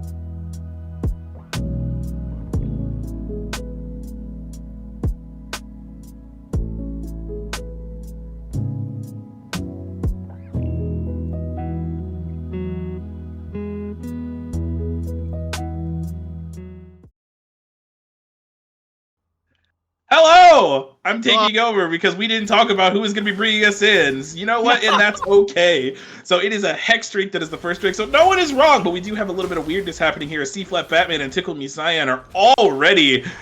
Oh, they're just beefing. They're just... All right, lethal tempo on the Trundle. No flash. Surprised he didn't commit for that. I mean, I understand why he didn't commit for it. Like, I get it. He doesn't want to just run at him, assuming that they're running... That the whole Bloom roster is coming there. The Avengers on their way top lane. But he did get lethal tempo up. That's a nerfed Trundle, by the way. They nerfed his Q base damage by half at all ranks, pretty much. It was 20 base damage, now it's 10 at rank 1. And it's still chunked the crap out of Shen. And he's still absolutely abused Shen level 1. I think also, like, Cyan got the pull-through with Q as well, which is why the trade initially looked really good. He just doesn't have Hail of Blades. He has Grasp, so doesn't get, like, the 3 autos off that easily, so the trade ends up going backwards. But neither one of them really care too much. They both got their bases off, walking up with the wave. And we might see a little bit of cheese here from Goobers bot lane. I think so. One thing I want to point out right off the rip is Cyan does not have TP, so this will be crucial in later game moments when Trundle is split pushing. So that's something we'll have to keep watch. And then on vice versa, Nico does not have TP either. So, oh my god, that Q damage. That's the pull through. Yep. Wow. Percent max HP true damage. Oh, well, that makes a lot. Yeah, all right. That makes a lot of sense. But having not TPs on a couple of these champions, which I'm actually surprised to see from the Shen in particular in this instance, which you used to see him, ulting down the bot lane and immediately TPing back, having an advantage because sometimes the enemy top laner will follow. But in this instance, it's going to be very interesting, especially when Trundle starts splitting. That's what I imagine the game plan here is for Goob, is to split push on the Trundle instead. Ooh, actually, that was a really good route. Not bad in the mid lane. But I think that's going to be the game plan here, is to just let the Trundle do whatever he wants around the map where the team is not, and then just go from there. Hook will miss in the bot lane, as mine and Chippy's directed cam are not on the same page as Viego's going in here. Yep, he's going to be able to find Unleashed on this blue buff. Smite. No smite online, not able to take that one away. Yeah, but does pull Trundle down. They should be able to get that first Scuttlebug in the top side, maybe looking for that early double Scuttle advantage. I think he should just go to bot Scuttle, knowing that Nocturne's on his way to his bot camp, so he'll be there first, then can just clear his bot side for pleb, so it'll be one camp up. Looking a little bit similar to last game in terms of these junglers clears, actually invading bot side. Wow, this is... I think he sees him, right? It's red he should. Pleb once again going to be able to find Unleash this time. Yeah, smite this time. Clearly smite. Will he be able to find the first blood, though? One more Q will do it. Is able to get that reset as well. We see some aggroing junglers looking to fight each other now. Yeah, that's very tragic. I think Unleash smited, assuming Pleb would smite it. But Pleb just did not smite the red buff. That hook lands, actually. Oh, wow. He's actually forced to flash. Kringleberries, you're ignited. One more, potentially all in. And they're turning this onto Spectral. The Q's going to end up going wide. Bahaji with the absolute machine gun of Lulu autos is able to fight back against that 80 carry and force her to TP away. Now, I'm going to be expecting this Pyke to roam a lot in synergy with Runic and try and just have that little bit of an advantage, because they both can be cheeky. While one goes invis, one technically can disguise himself. Yeah, just sitting in a wave, Pyke's in bush, and well, Batman going to get hit by a taunt. Tower? With the ignite. I only took one tower shot is a bit insane. Oh, he's going dead. forward is Spectral. Jake's going to be able to land the hook on Kringleberries and find that one. But meanwhile, it backs into the top side. We see almost a repeat with Tickle Me Cyan, absolutely decimating the top lane once again. Lots of damage in the mid lane. Oh no, Halcyon, you get ignited up. You're able to flash away from the Q, and Unleash is coming in. No level 6 does not have the dive. Unable to find that one. Ooh, I was actually close for that, I'm not gonna lie. I'm shocked Runic didn't flash. Oh my god. I mean, if that was me, I'm flashing every time there. It's like, it's so close. Like, one more is zero auto, and you're like almost guaranteed dead. I think he flashes for the. Oh nope, never mind. I see. All right, here's what I'm cooking in my head. There's no way he flash EQs. There's no way. I don't know. Here's what I'm cooking. I think you W in forward, so that way the thing takes tower, and then you flash EQ. It's so troll. You know what? Gotta have balls, man. Just gotta have the balls to do it. I'd do it, and that's why I'm not high elo, because I make really dumb plays. You just flash EQ on Nico under the tower. In that bot lane trade, we kind of see like the annoyance of playing Nyla. Your early damage is non-existent. So like all of their damage in the 2v2 is Pike. A really good E flash onto Kringleberries there on that last bot lane play. It was a bit hectic, so we didn't quite got a chance to see the full play. But the E flash, taking advantage of that no flash timer, because Kringleberries had to flash the earlier E about a minute prior to that. So really good punishing on there. Haji also no exhaust as well. Spectral still has his flash, by the way. So they could look for some more cheeky plays down there. Runic also has flash advantage in mid lane. So we'll see if they try to look for anything like that. But TP just going in for both of these opposite side laners, or solo laners, I should say. And, so no TPs on the map right now. Nope. Except Shen ult, because we just hit over to level 6. I was waiting for level 6 to what? Oh no. Did he DC? DC? I don't know. Could be. Not looking likely. He kind of stood still there without pressing W, and I'm like, was he just waiting for his W to come back off cooldown? I don't know. Okay, anyway, so level 6 is ticked over in the top side. C-Flat Batman just did burn the Trundle ultimate, but not like that matters. Yeah. It was pretty much to get an advantage in the top side for Pleb to get the Void grubs on this instance. Will end up with all 3, has been notified. The Drake is also still up, because I know normally in most competitive games I'm seeing is once they find out that the jungler is on, oh, never mind, no flash here. Runic does spot out on... Wait, Shen ult. Ooh.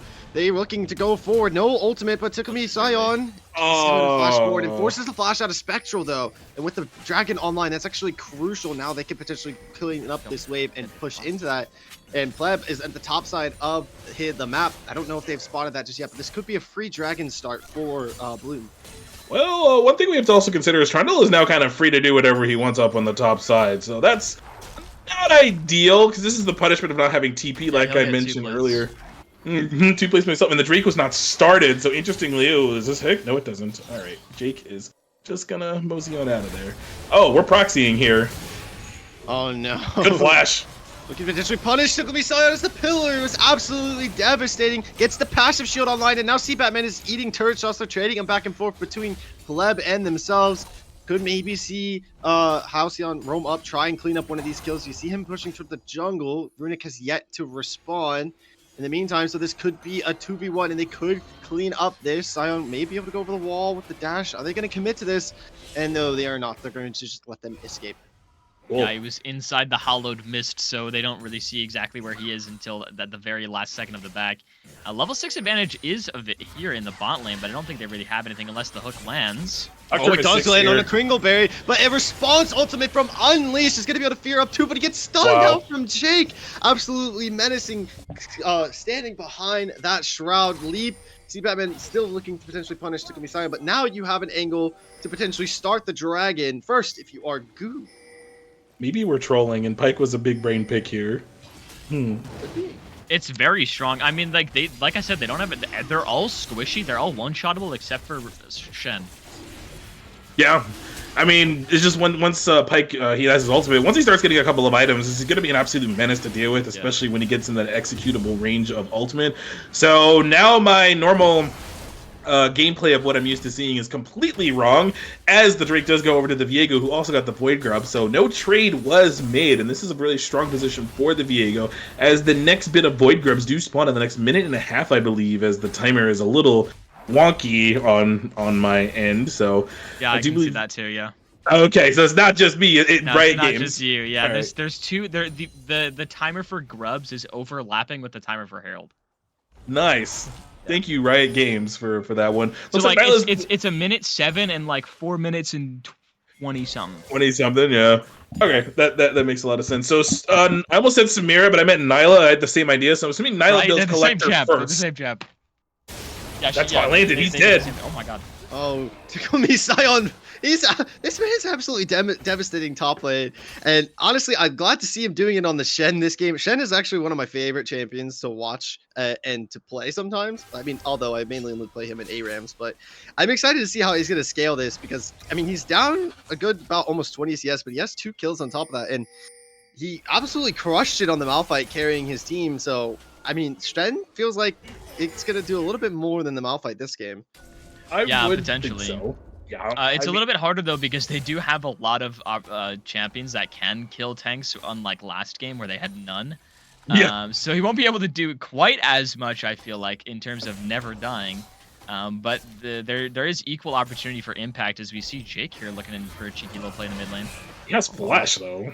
Yeah, it's a shifting It's an sands Azir. just to get It's out. never a gankable champ with flash up.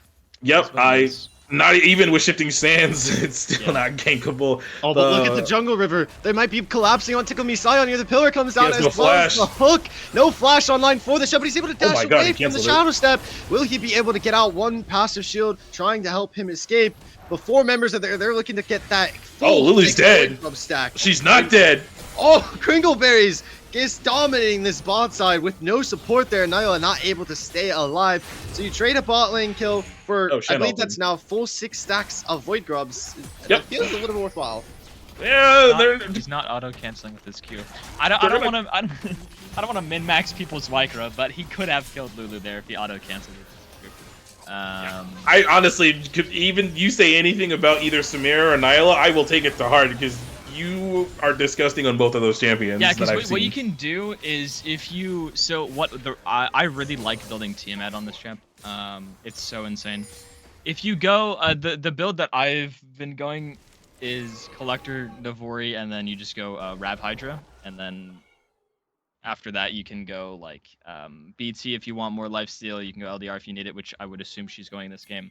But what you can do is she's dead. Ooh, yeah, she's dead. Deader than a doornail. And then the little ones again, no apotheosis to help you get away this time. Good flash though. Flash over the wall, and Jake lands a nice hook ignite onto Haj. He's gonna stun him up, and he puts him down with the execute. And now Pleb has come in looking for even more damage to get even more executes on Jake, but he's gonna steal that kill instead. No gold stacks for you, but he does get a reset in the process.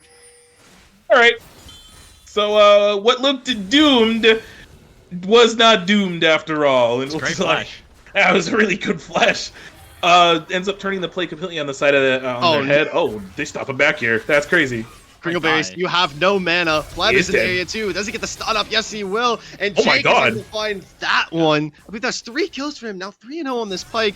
I mean, y'all said he got buffed tremendously. Yeah, he did. The base damage on his E got buffed by like 30 at all ranks. It's like 35 at max rank. It's insane. And then his Q damage got buffed. The movement speed on his W got buffed, and it scales with lethality now. Yeah. They buffed his entire kit by a lot. This is starting to really feel like a Goob game number 2, but they may be able to shut down this Pike. I'm not putting anything just yet. We can wait till Varus hits 3 items. Maybe he lands a nice chains on to Jake and stops him from hitting those nice hook engages, and they burst him down. That could happen, but yeah, I'm scared of this Pike right now if I'm Blue. Yeah, for sure. Especially with Bloodsong completed and the Umbral Glaive, there's going to be a lot of damage coming through. And yeah, it is the Collector first. It's going Steel Cap? I think Steel Cap's second. I hope not. Does she does she need attack speed? Berserker Breeds. Yeah, so that's the difference between Samira and Nyla. Is Nyla's an auto attack champ. All of her damage is loaded on Q autos. Whereas like Samira, all of her damage is loaded on abilities. Abilities, yeah. Which is why you don't ever go Berserker Greaves on Samira. It's like completely useless. Yep. Whereas Nyla, it's mandatory. Ah, yes.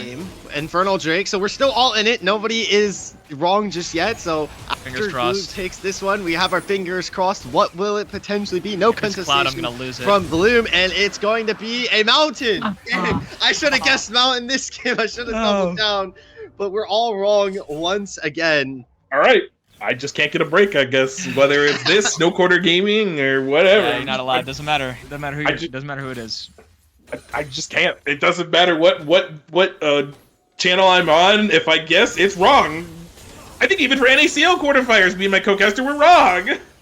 Yeah, you're never right. It's okay. Happens. I'm never lucky. This is a kill and a half on my screen. Oh, the Apotheosis is gonna find both, and that's Jake's cue to engage with the shell step. Lulu goes forward, trying to help disengage herself, and Kringleberries might have found an angle to re-engage here. Has a lot of damage on this Varus, but maybe one hook from Jake could turn it back around. In the meantime, Goob getting all of the objectives this game. They got 6 Void Grubs, 2 Dragons, and now the Rift Herald. Not looking very great as one more hook from Drake lands onto Haji, and now here comes this Nocturne. They're going to be able to trade this one out, and Tickle Me Scion came in for a little bit more reinforcement help. This bot side out of Bloom is looking like their only win, well, not their only win con, because you have Tickle Me Scion on the Shen that's now 3-0. They're looking to push the spot lane lead. exponentially. Yeah, it's just one of those things where you're just not respecting the Shen ulti. Wait a minute, we're not done yet. Oh no, we're not. Halcyon goes in on the sea Batman. The Emperor's Device gonna push him back into the dead. tower, but unfortunately it did end up falling, and Pleb was able to slay that Azir, going forward, helping this Trundle out even more. But sea Batman, you walked a little bit too far forward, I think. Takumi Sion trying to find that one. Pleb, that's not a wall you can dash over. Unfortunately, Takumi Sion's gonna taunt you up, and you will end up falling. This mid lane, this top laner is putting in so much work. Like, he's exponentially like carrying his team in both games. Yeah, he's doing a lot. I was holding my tongue, and luckily I did, because there was 2 fights back to back, or 3 actually. I do want to mention Haji's been layering their exhaust with polymorph extremely well. Dropping polymorph, not pressing exhaust, Spectral's cleansing the polymorph, and then he exhausts after, so he can't cleanse the exhaust. It's really good. Because what a lot of supports will do is they'll just press exhaust as soon as he goes in, and then press polymorph to CC them, and then you get to cleanse both of them. Whereas Haji's just using one, and then he has to cleanse that, and then he's using the other. So that's doing a really good job. Also, I'm surprised Spectral went in after seeing the Shen ult on Lulu. Just goes in 1v4. I guess he thought he might have had the damage at the execute off. The hook from Jake is the flash here. Oh, he does have to flash. You are correct. He just takes the tower, doesn't he? Yeah. Oh, yeah, he does. And tanking the tower. They're going to go re-engage on this here. Death from below. Not going to be able to find the kill there, as that one's going to go over to Sea Batman. Get a little bit more scaling on this Trundle. But you're caught between a rock and a hard place there if you're in Azir. So I'm ticked over to the gold right now at the moment, and this is why C-Flat Batman is my GOAT. Plays weak side, still to an almost like over 2k gold ahead. All that tower gold. He got full plates. Top lane, got solo gold on top tier 2 with Herald, and then got bot lane tower local gold, and then on top of that he's 50 CS up. So that's where the entire 2.5k gold lead is. Even though he's down 2 kills. And now objective buddies are going to go active. I think Pyke is going to land this hook here. Jake decides to not go for it. It's super risky. Yeah, even hitting that, because Nocturne is in the area. I was going to say, they're learning their lesson, because there's a Nocturne in the game. It's never a 2v2. That's why it's never even 3v2. Right, yeah. I hate Nocturne, because they have Nocturne and Shen. It's never a 2v2, it's a 4v2. So you just can't fight. You just can't. And we have, even though it was confirmed well earlier in the game that this Varus is going on hit, which, as we saw in a couple of fights, has provided a lot of damage. Yeah. It's not so much better. It's just better than I definitely agree with you. And Nico conveniently having a bounty, even though having done not much on the map except farmed. So, I mean, not her bounty system. Not Riddick's fault it like one bit at all. I mean, it's based on a number of things. Even though he's only 400 gold up, he has 150 gold bounty. That's because his team is so far ahead. Which is why, like, if you're on the losing team, and you're like 7-0, like 20 CS up, and your team's losing, you won't have a bounty. Because they reworked how the bounty systems worked on 14.1. Proxon released a tweet about it if you want to look into it. But they did rework how bounties work, which is why Nico has a bounty in this game, and which is why part of the reason why Trundle has a bounty as well. But he is also like 1,500 gold up on his lane opponent. My boy was swinging whenever he puts his W down. I think it is. It's insane attack speed, even with lethal tempo fully maxed out. But it looks like that Bloom are going to prioritize mid lane tier 1 here. Well, actually, they're going to peel off the Drake for Goob, and they're actually going to fight this. Look at the flank from Batman. He's coming in, and here comes Unleashed. And all to shroud them up. Will they be able to find Haji? The Hypothesis is going to pull them in. The Sun's not actually does end up landing there. The Pop Blossom is rooted in place. And Unleashed will end up falling there as well. Gonna give a nice little reset over to that Viego. That we saw a bit of that happen last game where they tried to give up a dragon for the mid lane turret, but they weren't down 2 dragons at that point, and we're about to give up soul point. So now you lost a fight and you've given up soul point. It's not really a great state to be playing from. Yeah, not only are they going to lose soul point, they're about to lose their top laner here as well. In addition to the dragon, Jake just toying with them right now.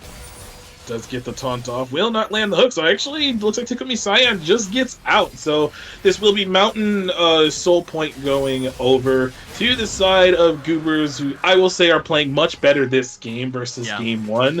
I like to argue sometimes that Game 1 is just the warm-up game, and now that they actually feel out with this team, Spectral's dead. Oh yeah, Spectral's 100% dead. Buddy? Oh no, he's able to dash away through the wave. Okay, never mind. He's out. You're just better. I mean, if Nyla Cyan had W. flash there, he dies. Nyla moment. Nyla moment. Yep. If that's Samira, he dies, by the way. Yeah, because you can't dash the minions anymore on Samira because it was you can, too broke. just not allied minions. Also, your W doesn't block auto attacks. So That too. Either way, they took that away from Samira, but they left it on Nyla. So yeah. makes a lot of sense. Oh, and Katarina can still do that too. Still makes a lot of sense, huh? Yeah, Nyla's only been 53% win rate for like 12 patches or whatever. Don't look at me. Don't look at me. I will always be mad about this because I'm a Samira OTP, so I'll always be frustrated with the fact that Nyla gets to dash to allies and I can't. Yeah, I feel the same way, because sometimes when I'm playing her, I'll forget, and it's like, oh, can't do that. But as we return to the state of the game, as the 20-minute mark has crested, we are 6K, well, less than 6K gold on the side of Goobers, who are on a much better position in this game than I will say. Their damage output is a lot more than it was at this point, and C-Flat Batman's just literally doing whatever he wants around the map, exactly as predicted. Yep. Oh, wait, we might be getting a fight here. Varus does have flash. Wait, it's a flank! Oh, but it's a Top Blossom, and then Nocturne's gonna run straight in to Shen help ult too. push that one up. Unleashed is rooted, Oh my God. ignited up though. There's damage. Sion comes in with the TP. That's gonna help absolutely win that fight. Like you mentioned, this game is never a 3v3 or a 4v4. It's always going to have that numbers advantage. You've got to take in consideration of the Nocturne. Is Collector ever going to go off? No. Does that item ever work? No, they nerfed it. I swear, every single time I see this item... It's 5% HP, so it's like, it's very low. Yeah, I think item. like, yeah, I mean, Solange was saying it, and I said it earlier as well, it's never a 2v2. So like, you find the engage, you find a good Nico flank, but then two people immediately come out of the ether to match you. And yeah, Speaking of 2v1 here, maybe a 3v1 on the C Yep. man. Oh, good sidestep on the ultimate taunt. on the Tickle Me. Sion trying to pick him up. Is gonna have to Flash. flash back into his team off that Lulu ultimate, He but they have just yet to kinda kill wins. this Trundle. He just completely kites them. These top laners are literally like the talk of our game. Yeah, they've been doing a lot in both of these games, and that's how tanky Trundle looks when he's ulting a Shen that has some tank stats, not a lot, but a few. Baron has started on the other side of the map as an instance of They this. have much more Baron damage with this team comp than last Oh, game, so yeah. I don't think we'll see 8 Baron tries before the first one's taken. And yeah, Good 23 call. minutes on the dot basically, and first one's off the map, and that'll be a huge boon for them because Batman still has TP as well. They can pretty much put him in either one of the side lanes, most likely top lane because they want to play for this bot lane vision and around this Drake in 2 minutes. How about that? There they go. And that's not the hull breaker. Obviously different than it was last season. It still does a lot with the boarding party passive. It gives allied siege and super minions bonus armor and MR, which means they tank the tower for ages. And also the damage is immense. He just no longer has the "don't come near me, I ping this item and says I'm hunting alone" anymore. That is now gone. Yes. Still, it's like they pretty much brought back ZZ Rot without actually doing it for you old heads in the chat. Yeah. I used to build ZZ Rot Banner of Command Jax. Good old days. Oh. Nice versatile.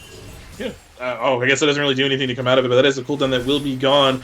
We will have the Zero Tower summon in the top lane. In the meanwhile, what's happening? C-Flat Batman literally doing whatever he wants. He just one-shot the tower. This man He can just walk up and take the tower. Nice Emperor's Divide, though. Wait, here we go, fighting. Oh, yep. All right, never mind, not fighting. It's like Not fights fighting. and not fights. I'm like, I Not don't... It's like sometimes like you guys will be like at one part of the map and then my direct cam will go somewhere else. It's like we're just kind of everywhere right now at the moment. Yeah. Trundle is gonna just heal off this minion wave, by the way. Yeah. So No answer. oh, never mind.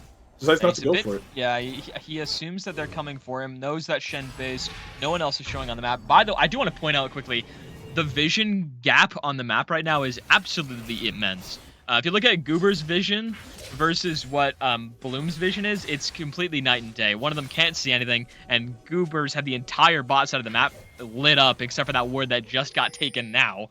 Yeah. So this Drake is completely lit up for them. The mountain is just huge for this team. Oh no, we're gonna go into the Shen here. If this lands, I think he dies. No, he should potentially die. No Pop Blossom should be committed here. And Pleb might actually end up trading his life for this one. The Death Nice. Below is going to help out, and no, that jungler will not end up falling, but that means that you should have potentially a free soul point. This time, Bloom was able to trade out that mid lane tower, and now they don't really have I the don't know if numbers it to is push free. in. for this. It's They not could looking fight like this. they want to fight for it. They can fight for it. I agree. They can, yeah. fight for it. They have the Emperor's Divide online. The Oh my Chains of God, look Corruption, but this topside. dragon is already Yeah. at 3K. Somebody's got to respond to Batman because obviously Halcyon cannot do it, and the inhibitor is going to fall. Soul Point has been picked takes up. the whole base. Somebody has got to recall. He's going to take the whole base if they do not respond to him. It's only the bot lane so far.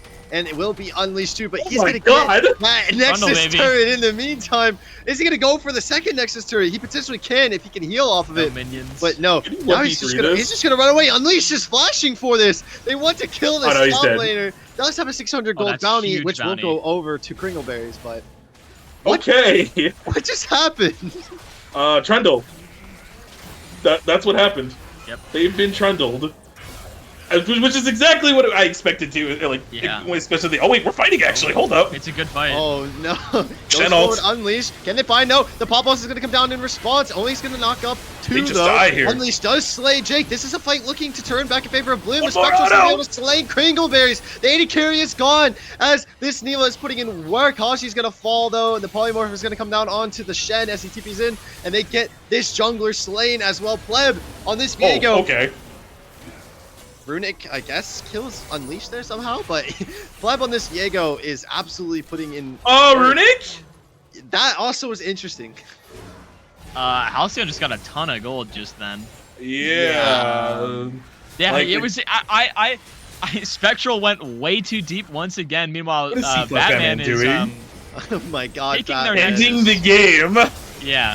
He just bit the tower for like half of its HP. Look at it do it again. Oh It's my gone. God. It's absolutely gone. This man is devastated. He almost killed Halcyon in the meantime too.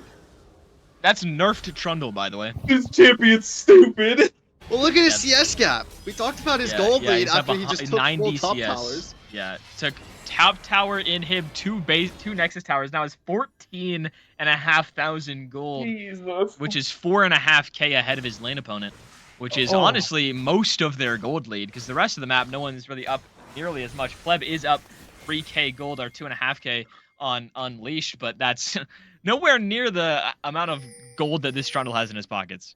No, I mean, it's with the addition of the Mountain Soul as well. It makes Yeah, him he's even so harder to kill when he presses R on someone. So Think his he's on ultimate, spirits? I would believe so. Yeah, I mean, Spirit Visage would just make a lot of sense because he already has a ton of healing. So Yeah. add more on top of that, and you just never die. Now, I predict with all my soul that C-Flat Batman's going to completely ignore everyone and go right for their base. I He should fully just- believe that. He should just right-click bot lane, and then just yeah, he's doing it. He's right-clicking bot lane. I was gonna say he should just right-click bot lane, and then he's gonna take the wolves first. But yeah, he should just right-click bot because he can take that tower inhib and the Nexus. And even if he doesn't take Nexus, that's 2 inhibs. He can take the mid inhib, get all 3 inhibs. Meanwhile, this Baron is spawning in 25 seconds, so there's They no can help response. this. He will base. Does have TP. Yeah, he is going bot, as he should. Spirit Visage, yep, there it is too. Just Yep. that extra set of healing that he's going Just to end up right-click having. bot lane. They should just threaten this Baron. Don't take a risky fight. Oh man, this is a lot more decisive. Dude, I the would vision say. gap is insane. Look at the map. Yeah, just if we toggle the vision, just real quick, just if we toggle to blue vision, they can see Yeah, nothing They can't at see any anything. point. Just absolutely nothing, and they're warming up to this Baron right now. Yep. Somebody has to go stop C-Flat Batman because if They they try to fight for this Baron, he will just end the game. And This is how you play with. This is how you play textbook how to play with split push. They're all coming down for this. It's the Huni Baron. You right-click bot lane. Your other 4 teammates take the Baron. It's not the complete Huni Baron because he didn't die for it. But Die out. You can make an argument he could have just stayed and fought them all. Probably he could gotten have 2 just. kills. That's what I'm saying. He could have just hit the tower, and then they really can't go match the Baron. I mean, at this point, He you might just just kind of hit the shove weights Shen in. here. Oh. No way, he stops the back. I like the 1-3-1. Oh, the pillar too. 1 chomp. Although he did chomp him, so it doesn't do too much damage to the Shen. They can't commit to this. They're gonna lose the game. The chains are committed too. But look at the mid just lane. lose! You have no inhibitor. You have no Nexus Halcyon's turrets. trying. And the Neela can just walk up and auto your turret. And the Unleashed ultimate's gonna come down. Pop Blossom is. in Oh there my for a God, bit more, Varus but is it's not unchecked. gonna do really anything. That Varus dealing nearly enough There's damage. Trundle. Down. Holy, but Trundle, you're going. I would auto someone other than the Shen at this point because you're doing no damage. because of the Azir tower. Oh my Jesus. If there wasn't the Azir tower, he actually ends the game there. Wow. That's insane. Trying to keep the minions blaring up here to take the inhibitor. Okay, there we go. The inhibitor does end up falling. So it's 3 inhibs. Top inhib should be coming up actually shortly. But Crinkleberry... That's why on-hit Varus is better, by the way. Yeah, I was going to say. That damage is unreal. Unchecked. Completely unchecked that whole fight. Just melted through Goobers there. But there we go. Top inhibitor just now came back up. So good news for them. So only the 2 are down. Elder is up in 50-something seconds. Now, does C-Flat Batman TP into their base to end the game? That's not even a 100%. question. There's a bunch of wards he can TP to. He can TP to bot wave, TP to top wave, do whatever he wants. Doesn't have Ghost though, but it's 10 seconds. T-minus 10 seconds until there's a big old troll on your Nexus. Yeah, I mean, let's be real. Oh, okay, a lot of damage on from Jake here. Will just eat out. I'm watching Trundle. I'm just watching. All right, he's right-clicking top lane. Okay. Right-clicking top lane. That's fine. It's the only one lane without an inhibitor. And you know no one is there because of where the wave is. And the way you play as a split pusher is opposite of the objective. Yes. And the objective is Elder Dragon, so we're right-clicking top lane. We don't have any TP wards in the base anymore, so just go top wave. Your team can win 4v5. They're up enough gold. Yes. So this is gonna be spicy. Yep, we do have positioning around. Wait, even Pike's going to end. Yeah, you've got to be wary because honestly, He's just placing wards. Yeah, there's no way that this team can fight for this Elder. I'm watching Trundle the entire time. Yeah, me too. I just have his torch flicked. They have to I'm spend watching all 4 Drake. This Elder is Elders. dead. This Elder is gone. Oh, he stole it! Stole it! Only stole it with the ultimate! And, I mean, Spectral was able to get that pick off, but that might be a turner. We saw a fight win in the base, on the Nexus. We saw a fight win. No one died. Yeah, No, one died. but crucially, that ward that was in the back of the Dragon Pit wasn't disabled by the control ward, so he had full vision of it the whole time. Yeah, it's absolutely immaculate steal. Absolutely immaculate. That Okay. was So clean. I'm gonna say it. I think Bloom can win. I think they can Now win that off they've that. stolen that, yeah, they can. They can stall this game because now they can actually match the Trundle because they have Elder. yeah. Without it, they can't. But yeah, that puts a stop to this split push at least for the next few minutes. Mhm. So If you really, have an it's just Elder gonna buff be on hit Varus that already has 4 items on. Yeah, him. it's gonna be That's going rough. to hurt. 4 item on hit Varus with Elder buff. They really have to do everything they can. They don't have to fight a Baron for 2 minutes 30. They can just turtle and farm their way up. They are starting to hit some important item spikes. We got a lot of wards coming out in and around the base though, so they're Yeah, still once again, blending The vision scores between these 2 supports, night and day. right. Now I will say, like I mentioned before, Haji's been fighting extremely well. Like he's playing this Lulu at a very high level with the layered exhaust, layered CC. But yeah, the vision is just 123 vision score on Pike. Now he does have Umbral Glaive, so it's a little inflated, but still. Yeah, it's still a lot. You can look at the map and see for yourself. It's a bit, lit up. Now, I will say for sure in this instance, is with the game now having come to a pause, not a pause, but a very significant slowdown with the stealing of that Elder Drake, this does give a BGA more time to kind of get into that scaling motion. Azir is on 3.5 items. We'll finish the Morellos to cut the healing of the Trundle, and then Shen also has anti-heal. Varus does not, but, I mean, it doesn't really matter when he's shredding his health bar. Yeah, just needs to buy as much damage as possible. Looks like Guardian Angel's next, if I'm guessing correctly. And Elder should be timing out here in the next 52 seconds. I believe it is a 2-minute buff. For it, 2.5 minute buff, I think. But at this point, it looks like we're just playing to get vision into their base. All 3 inhibitors will be coming up shortly. As I thought something was going on there. Yeah, we don't want to fight this while they have Elder, guys. We want to relax here. Oh no! Like they definitely do want to fight this. The rocket bow is gonna Emperor's that buys Spectrals in game. It Shen won't matter too. because Pleb is able to find you. And even though you lose the have game off Elder this, buff, yeah. it's looking like the game is going to go in the hands of Goob anyway. Their flash forward from Jake the Hook's gonna end up landing onto a minion, unfortunately. Now Pleb, you can oh my goodness! If you want to, it's a 3-mana pop. This is into a pop awesome. They hit all 4 members, but the game ended anyway. We're going to a game number 3. I guess my Taco Bell's gonna have to wait. Yep, they will. Yeah. All right. Cool. No. In all seriousness, though, much better showing from the side of Goobers Incorporated. Yeah. Bloom Gaming kind of lost track of their tempo, but that Elder Drake steal did stall the game out. It's just unfortunate that Halcyon got caught I would say. Yeah, he got a time. little overzealous. He thought he could catch out Runic, but Proto Belt is an item, and Oh, he yes. just overstepped a little bit too far, got killed, and that just iced the game right there. And you mentioned it. I mean, Runic had a 4-man ult, and so it did 3-man ult from Spectral as well at the end of the game. But the damage, it tells a bit of another story from the way that this game actually went. Yeah. And same with how far ahead of in gold this Varus is. He's up 3k gold, and 60 CS, much like last game. Crinkleberries was up a similar amount, 20k damage on the Varus, 26k just about on the Azir, and the highest damage for the Goobers is Batman with 22,500. No one else even cresting 20k. Wonder if it'll like, tell me objective damage that. I can take a look. There's a stat damage to turrets. I'm pretty sure there's a stat. There is, yeah. Let's have a gander. So Trundle destroyed 9 towers. Yeah. Total damage to turrets. He did 27,000 damage to turrets. That's not objectives. That's just towers. Yeah. No. Yeah. Insane. To objectives, Viego did 70,000 damage to objectives, but that's because he's. I don't know. Actually, I don't even know. The other jungler had 7,000. So I mean, don't look at me. He had full control of the jungle in the entirety of the game. I mean, every objective basically except the Elder. But I mean, who cares if an Elder's stolen if you still the Nexus ends up exploding on your end anyways.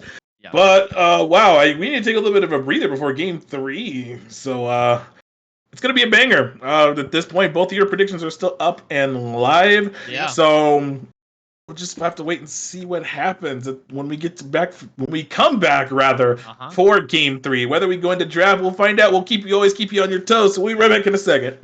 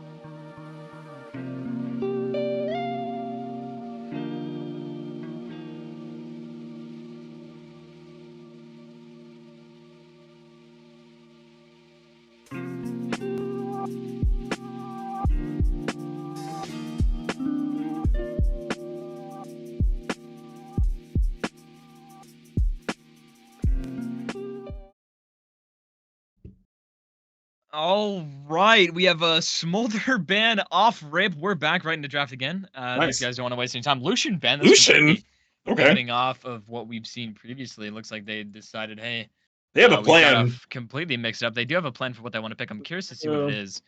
Trundle ban as well. That makes sense.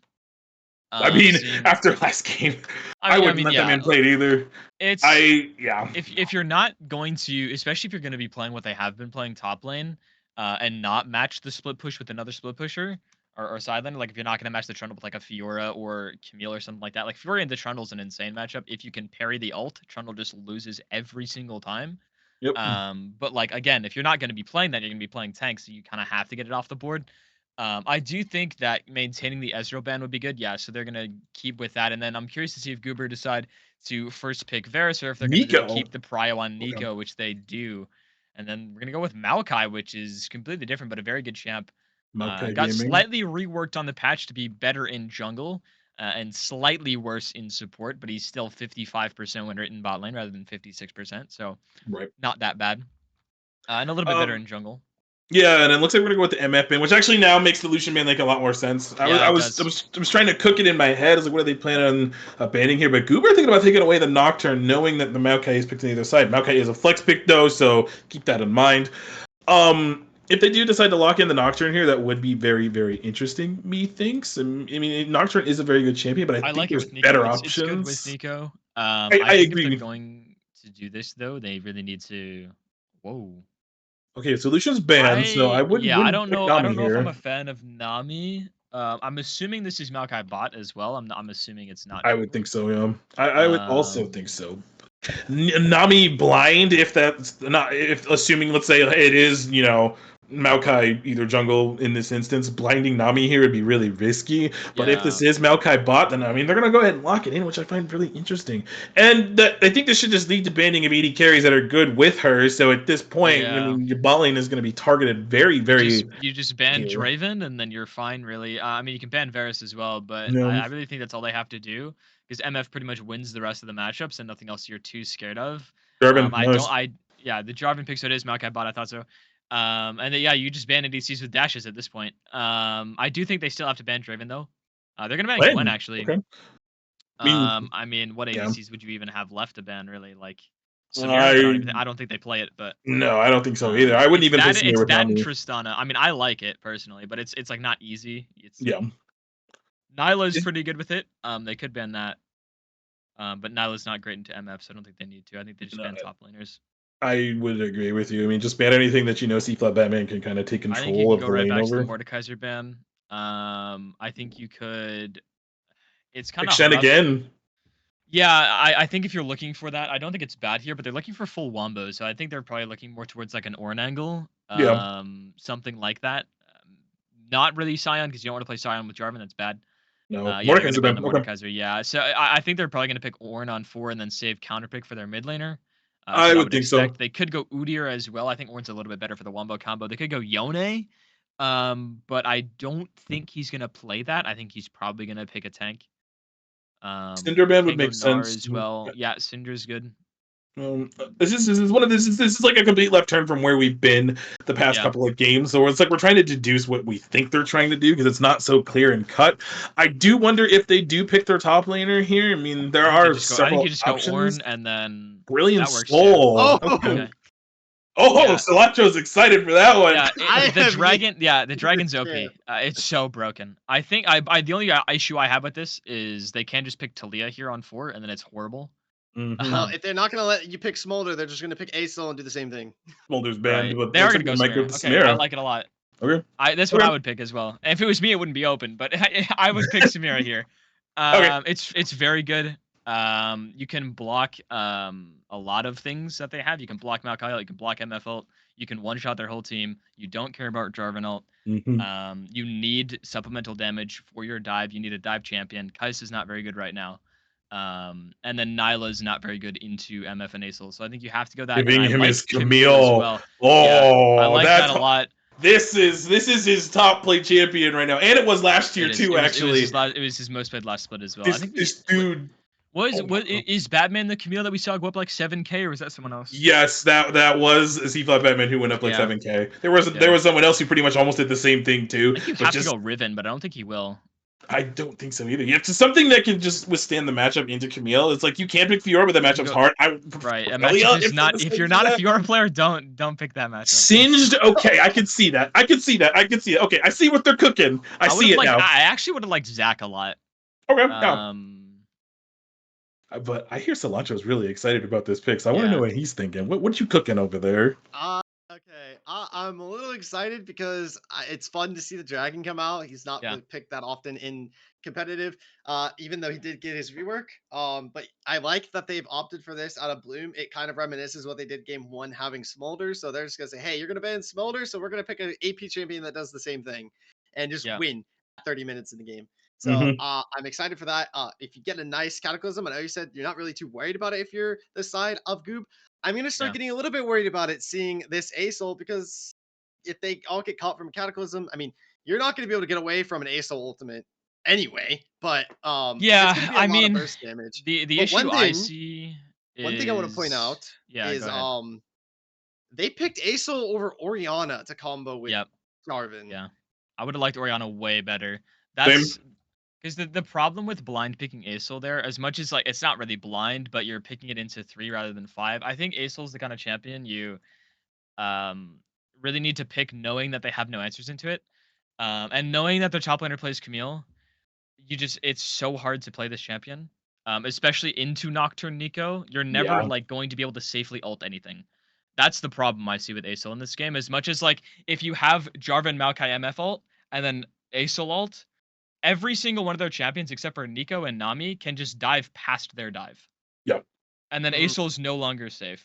I think the only way that the main way that their team comp works is if they have to kind of play counter engage, which is not really what they want to do. But since they're playing against a dive comp as a dive comp, you have to let them dive first. Yep. Otherwise, you'll end up diving past their damage dealers and then do nothing. So I think like both of them kind of need to do the same thing. Where if whichever one goes in first, I think unless it's a pick onto someone, then it's probably going to be the worst of the engages that wins. If that makes sense. Like if Maokai presses ult, Jarvan ults someone, and then you get 2 people in the Cataclysm, but those 2 people are Samira Camille, they don't care about being in there. Even if Nocturne is in there, and if he's only gonna care if he hasn't ulted yet. So I think like as much as they have a Bronzodia like comp, and that's MF mid, I think they're not lined up. So they're in the wrong pick order. Which technically they're not allowed to do that, but whatever. Who cares? But yeah, like I think contextually, like in a vacuum, Bloom's comp is insane. I think in this draft, it's a lot harder to execute than normally would be. I agree. Now, one thing I want to bring up is we got to talk about this top lane matchup. We've seen Takumi Sion absolutely devastate the early game, but C-Batman chills, farms, and gets ahead on gold anyway, even though Sion goes up like 6-1, 6-2, stuff like that. Yeah. I feel like in this matchup, we're going to potentially see the opposite happen here, and that might favor Bloom here, because if C-Batman gets ahead early, gets those kills, but Takumi Sion out gold scales him, it's going to be a lot harder for C-Batman to be as effective in the split pushing, because like the Trundle, he was able to do it so effectively because he had so much gold in his pocket that they just couldn't kill him. So when a Singed has a ton of gold in his pocket, you're not killing him in general. He runs away. But a Camille can get shut down pretty easily by yourself. I think the Singed into Camille matchup is like, it's not as annoying as like other Singed matchups, because you can't just ult the Singed and he can no longer run away, but then you're stuck inside of his poison, so it's like not amazing. But he can't run away from you, at least. This is sort of what I was what is like the philosophy of split pushing, of like playing against split pushers. Is I honestly would have liked them to just pick a team fighting top laner and just play full for the team fight, because if you play full dive like snappy engage comps, it tends to beat split push because you win the team fight too quickly for the split pusher to get anything. Whereas like you're playing now 4-on-4 with 2 dive comps and then 2 side laners, and Camille is much more effective when TPing into a fight. So I feel like that's where it comes into play. And the biggest part of the reason why he's been so far ahead in gold is the CS difference as well. Like last game, he was up like 60, 70 farm in addition to being up a lot of tower gold. In the first game, he was up CS as well on the Scion. Or on the Malphite, excuse me. No, yeah, it was Scion. He was up CS on Scion as well. So I think like seeing how as much as he's been getting solo killed, he's always been up CS. Because Bloom's top laner has been indexing team fights so hard. So I do want to see how he plays the Singed. He should just sit in a side lane with Camille the whole game. But then again, like if you're sitting in a side lane with Camille as Singed, Camille gets the better of you in TPs. So absolutely. We'll well, and real quick, we'll go over Dragon Soul. So I'm gonna go ahead and I think this is probably gonna be a Infernal Soul game. Yeah. It just kind of smells like an Infernal Soul to me. What do you got, Darter? Last game was Mountain. I'll go Mountain. All right, I respect it. And Cilantro. I'm going to double down this time and say Chemtech. Okay, so all three of us have our Drakes. Let's go ahead and send it off the break while we wait for Speculating. We'll see you guys on the other side. See ya.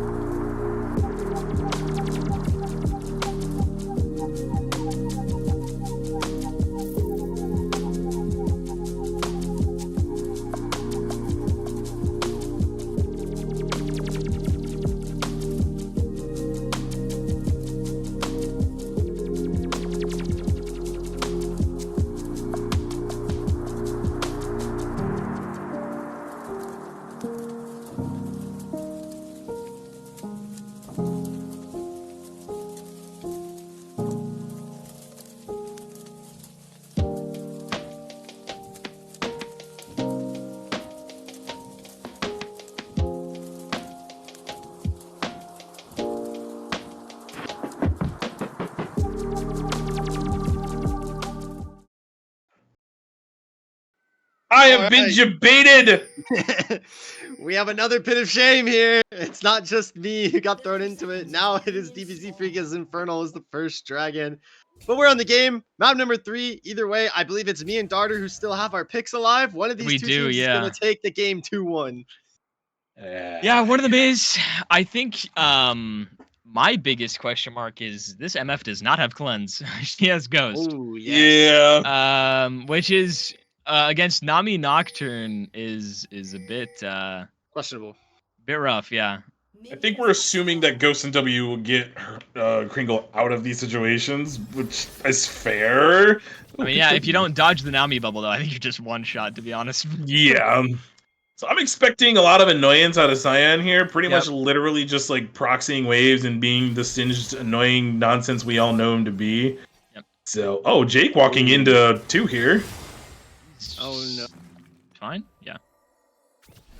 Crucial, though, has to burn the pot early, so... Both, actually, yeah. Yeah, so very, very interesting. Unfortunately, Jake does face check into a Maokai who does root her instantly, so now knowing that Maokai started the root as well, gonna be really good. C-Flat Batman taking a lot of decent trades at the moment. I mean, yeah, he's up like a lot of HP. Yeah, so this could get dicey when he hits 2. Could fully just go in and just absolutely annihilate this singed. So we'll just have to wait and see. But down here, never mind. Directed cam, right as I was getting ready to say something, we go back to... Alright, we just got trolled again by the directed cam, so... Yeah, there shouldn't be too much action bot lane. It's really a lot. It's really a lot on this top lane 1v1. We're flashing. I'm saying that. They hit level 2 first.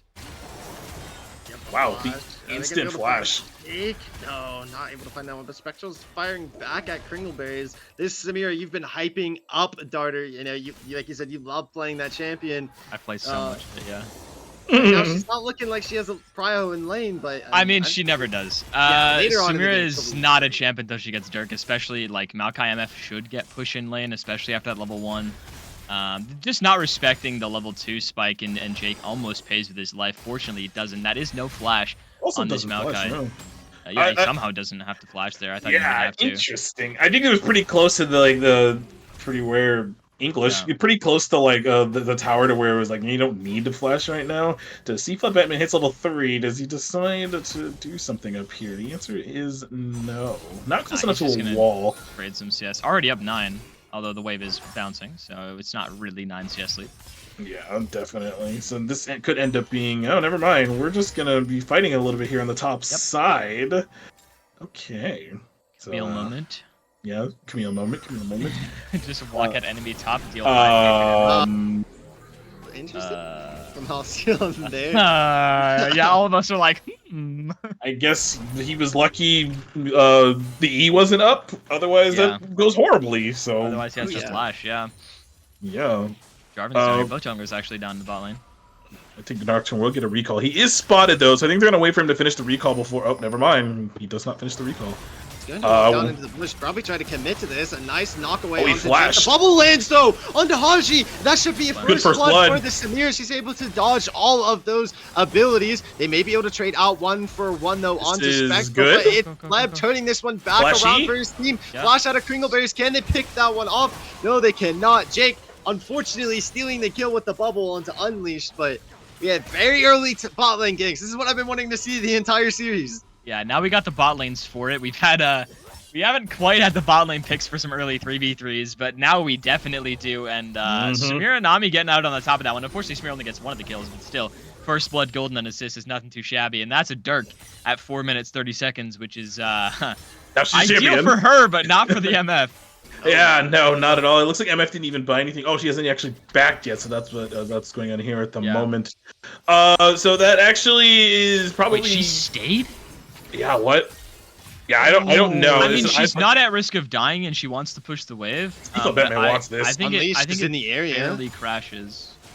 Oh, okay. Yeah, they miss 2 minions. Okay, so oh no, just 1. Okay. Okay, well, so not entirely. What's the word I'm looking for? Actually, we're kind of here on the Void Grips as Nocturne's doing them. Will get spotted. Stealing 1 is huge here. Oh, he didn't get it. He wins the 1v1. Yeah, but look at Runic coming up on the Nico. The Root's gonna end up going wide. Pleb is absolutely decimating that 1v1, and Runic's gonna come in to help steal and pick up that pick. Goobers are 3-0 early in this game, and I'm starting to feel like my it's a little early, but my prediction ain't looking too hot right now. It is a little early. It's a 2K gold lead already. Speaking of a little early, and that will be all 3 grubs as well for them. And they can sit pretty. Because they don't necessarily have the scaling advantage because there is an Aurelion Soul across them on the Rift. So we'll see how the rest of this game plays out. But a good flip. No mana, does get grounded, but it should be fine.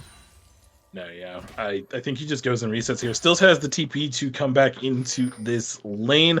Never mind, he stayed. All right, just go ahead. He's got pots. He's fine. He's got biscuits. Grandma's cookies.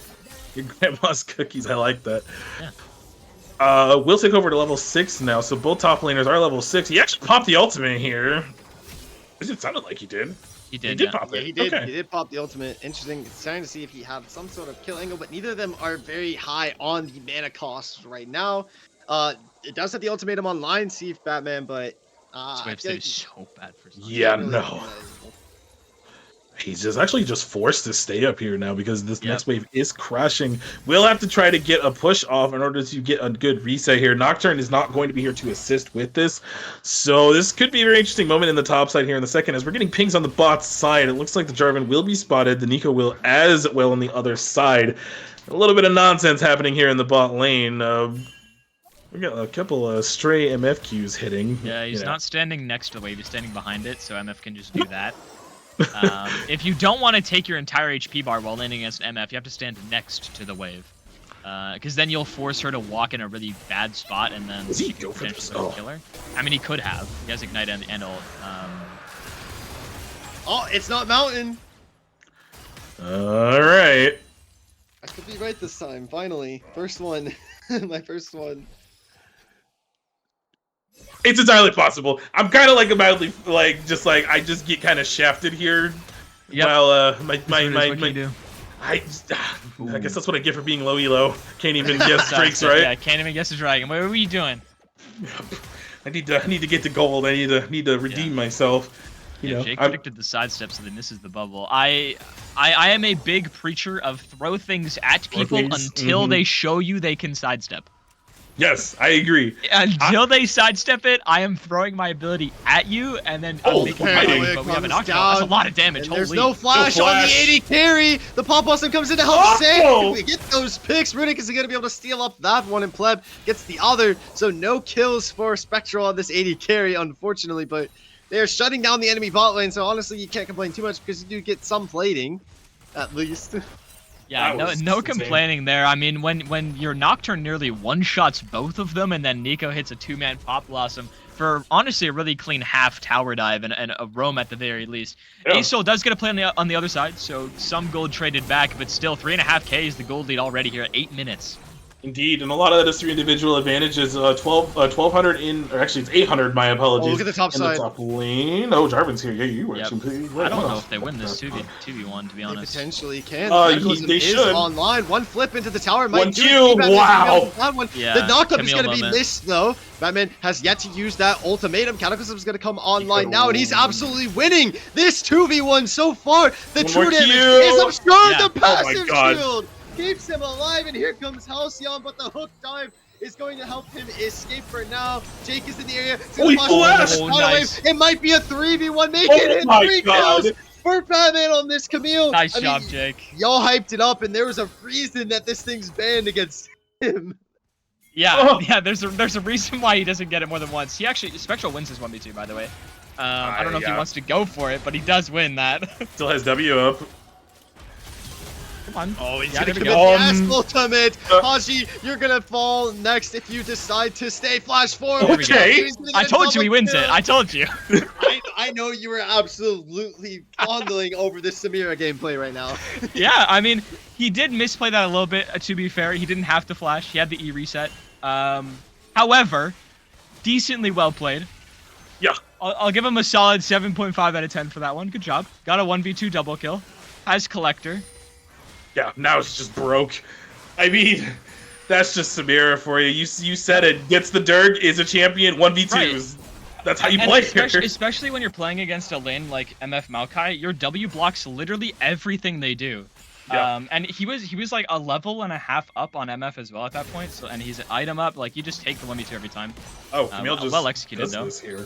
Yeah, Alright, we're alright. Camelling all over You gotta them. love that Camille true damage, especially when you're Yeah. up 2 items and you have the Triforce online as well, and you have a 50 CS lead. Yeah, I'm double sorry, farm. Saya, but this lane just does not really exist for you He anymore. could dive if he wants. He's going to, I actually think. Directed Kim kind of trolling us there. Spectral is fighting in the bot side. I think should Too just... early on the Oh, W. I don't Yeah. think it matters. No, it No, definitely Wolverine's does. coming down. Tidal Wave's gonna miss Okay, everything. alright. Nope, Nico's here. If he W's the Maokai ult, he can kill both of them with it. Runic Okay. maybe committing the Pop Blossom, but no, not going to go for He's that. out. Okay. Do you have a TP on the top side after all of that is said and done? It actually looked like for a moment we were going to have a dive in the top lane and that fight in Yeah, the I bot was lane ready at the for it. exact I was same ready. time. So, Unleashed is still bot side, actually. Now that tower. we're looking. Yep. Has And... this Cataclysm online. No, Flash Oh is just my he's lordy. Gonna Jake and a nice flop. Pop Blossom is gonna find There it that. is. Spectral's going Collector back in. things. Can he get the S? It gets stunned. No! That's absolutely crucial. Oh, MF is that's gonna find that one. tragic. The paranoia finds Haj, but you have no HP. If you're Kringle Bay, you're just gonna get smited to death. And I mean, you talked about the Samira not really being able to get shut down. I mean, she got just booped away from her ultimate. That's good one way to shut it down. I mean, yeah. I don't want to get into. Like I said, I don't want to micro people. He could have lived there. That's all I'll say. But they do still win like Oh 3 my for 1. God. Meanwhile, we're Camelling all over the top lane. Another turret plate, another solo kill. And I mean, This is why it's banned. yeah, this is why we don't let him play it. That's all I'm gonna say. That's why we don't let him play it. Yeah, I mean, probably we'll end up taking this whole tower because they do have the 6 Void Grubs. There is no TP on the Cinch to answer this, and Jarvan couldn't even do anything if he wanted to, so Camille will just get this whole tower for free. All 5 plates, mind you. It's 12 minutes in the game. Actually, Jake in a position here. Okay. Never mind. But back to the Camille. She is going to be a massive force to reckon with. Has over double Cyan's gold, mind you. And it's just going to be us try to stop the Camille game from this point on. Yeah. Because everyone is pretty much squishy, so she will delete everybody. And I'm not kidding when I say that. I mean everybody. This champion is just insane. Oh yeah, like everyone is one-shottable for a Camille. Mm-hmm. Especially one that's this far ahead. So, Just- and I mean, the top tower's already gone. 13 minutes into the game, a little bit less than that. They They're could gonna look get to dove dive again. bot lane once again, although both flashes are. Oh no, MF doesn't have flash, which doesn't have ult. Okay, Cyan, relax. Or not Goodness. Cyan, just Camille Q. And that's now with the Hydra on top of that as well. Yeah. Hydra and Longsword, so he literally see flat Batman I and don't just like never stun has to caps. leave. I think Merc Treads is way too valuable this game. Oh yeah, I definitely There's agree. so much CC. And I a lot would of their have- damage at this point is this Aesol, but Nocturne comes down on Going for onto the Aesol. Interesting. And They look still at the can't flank see. Positioning. Nature's Grasp is online for Haji if they decide to commit to this, as well as the Bullet Rain Cataclysm Carbon's not combo. tanky here. They're down a little bit. Nature's Grasp is committed. The Tidal Wave's gonna knock There we up go. Haji. Good Bullet block. Rain onto Spectral and the Dragon, trying to potentially Aesol's steal dead. it. But Pleb is gonna be able to get that one. That is Mountain Jake picked up for them. Aesol falls. And Oh this- my God, another not ultimate again. Canceled from Spectral, but Flash is out left, right, and center trying to escape all the members of Bloom. And I don't think any of them are going to survive here. You can commit a full tower dive. That is Unleashed. She's Falling dead. first, going with the Pop Blossom. How Runic gonna be able to find that one. Maybe even going for Oh my Haji. God, Has to good flash heal. away from the Flash. tower as he has no HP. But they QW. should pick up Okay. this support if they can, get the tower aggro. Yep, Jake taking that one again from his ADC. This ADC can't get any. 6-1, but He's not getting anything. Look like he's getting any kills. Yeah, 7 assists, more assists than kills, as much as he has 13 KP. But yeah, this game is looking like a bit of a one-sided affair. As we have a Ay, ay, ay. 10,000 gold lead nearly on the dot at 14. 14 and a And, half. And Yeah. Rift Herald's up, so they could get this for free if they really wanted to. Oh, it is. And It is more than free for sure. Camille is doing Camille things, I see. All right. Go ahead, girl. Do your thing, Camille. Oh, just almost 2 items on the Camille after taking a lot of damage on that top side, by the way. Ended up like nearly halving that tower, I believe. I know, okay, maybe almost half. But we'll go back up to this top side. We'll, make life a living nightmare. And I think Crinkleberries is dead. Yep. Oh, Close to no at ult, least. actually. Ooh. Yeah, if he had Pop Blossom, obviously he's dead there, but doesn't have it. Does burn the ignite. Thinks he has a little bit more damage than he thinks. than he has. Oh my god, the Speaking top of someone damage. who doesn't have more damage than they think they do. Yeah, ultimatum on the Scion. Should be able to get out though. Just have to burn the ultimate and has the movement speed. Is able to get away. Meanwhile, the Ripcode has been picked up. Stays But dead on my screen. I'm still just mind boggled. Just one Q did almost half a Cyan's health. That champion. This whole tower is also just gone, by the way. Got 700 more gold over to the Camille. Now is well don't look, over. Just don't look. Just don't look. Yeah, you're Don't right. look. A whole Don't almost item and a If half. you An don't entire look item and a top half. lane, it doesn't exist. He's only up 4,500 gold. It's not that much. God, just hearing it out loud Only is up 4.5k. He's only up 4.5k. yeah, gold is overrated. Exactly. Like, who needs that? He's only 2 items Who needs gold? already. Does the recall get stopped here? Yes, it does. Jake potentially caught here. Nice ult. Oh, the tidal wave Doesn't comes have on. flash. Hit 3. Bullet ring comes. Here along. comes- Paranoia onto the AD carry. They might slay Kringlebase. They'll find that one. Mold them. Are nearsighted up. Look at Runic kill looking for Asol some here. sort of pop blossom. Asol forced to fly away like an eagle. And what we forgot to mention was it is a Cloud Soul, so we are all wrong again. Yeah, Nice. that's what I was talking about in draft. As soon as MF ults, you have a Nocturne on top of you, and you can't be ulting anymore. No. Oh my god. Yeah, we're. This second tower should also go down. They can dive this if they want to. They don't need to. They will They're just gonna risk it. take the chunk with the Herald and take their wins. Wow. That's what you should. You just take your dubs, go back, get your gold on the map. I 100% agree. The second item on Camille is ready to go. 17 minutes into the game. The score is 19-3. It is now over 10k gold, which that little bit of a unlucky back positioning from Jake there was recalling on a ward and didn't know, so Yeah. can't fault them for that one, and just at least pulled the trigger. It was well done. Kringleberries ends up with the kill at the end of that. Isn't a weird spot. Oh, okay, never mind. For that, I think. I think so too. Bubble lands, Samir just follows up with all her nonsense and kills him. Is that IE second, or am I going crazy? Should I'm be. actually interesting. Okay. I haven't seen it personally. I've seen Collector and Neomus. That's and normal. okay. If you're building lethality, Samira, stop playing the champ. I swear, please stop doing it. The only other lethality item that's allowed is Hubris, and if you're this fed, it's good second. Yep. But just going Collector into IE is so much damage. Like your 2-item spike is absolutely insane. Oh, I think Um, Stein's dead here. Yeah, he should be. Nope, never mind. Actually, no, he's fine. He has Ghost. Yeah, he's alright. Okay. We thought for a Maybe moment we need to Camille potentially getting caught here topside. Yep, Nature's Grass to help root her A lot of down, CC. gonna knock her back in, but she's gonna ult the ultimatum onto the Asol as well as the Sky's Descent. This is Can a bad she run shutdown. for one? Nearly. Wait, Almost maybe died. the Ignite takes one more? He Oh, lived. No way. Wow, actually ends up living there with the final tick not being enough for the kill. Cyan should die here, is going to get dove most likely by, Yeah, We're tidal just, wave I don't helped like the CC tidal him wave. up. The bubble, I believe, ended up missing. Jake's gonna be able to take that one. Jake Awesome. is- nice engage. Samir's It dead. hits Yeah. into the tower, and no Cataclysm online is That's yet. not You use good. it for the Camille, so you're not able to lock down these escape artists. Yeah, I don't like the tidal wave as the initiation. Also, Samira is obviously the one to tank first, which is never a good thing when your ADC is the one taking the tower.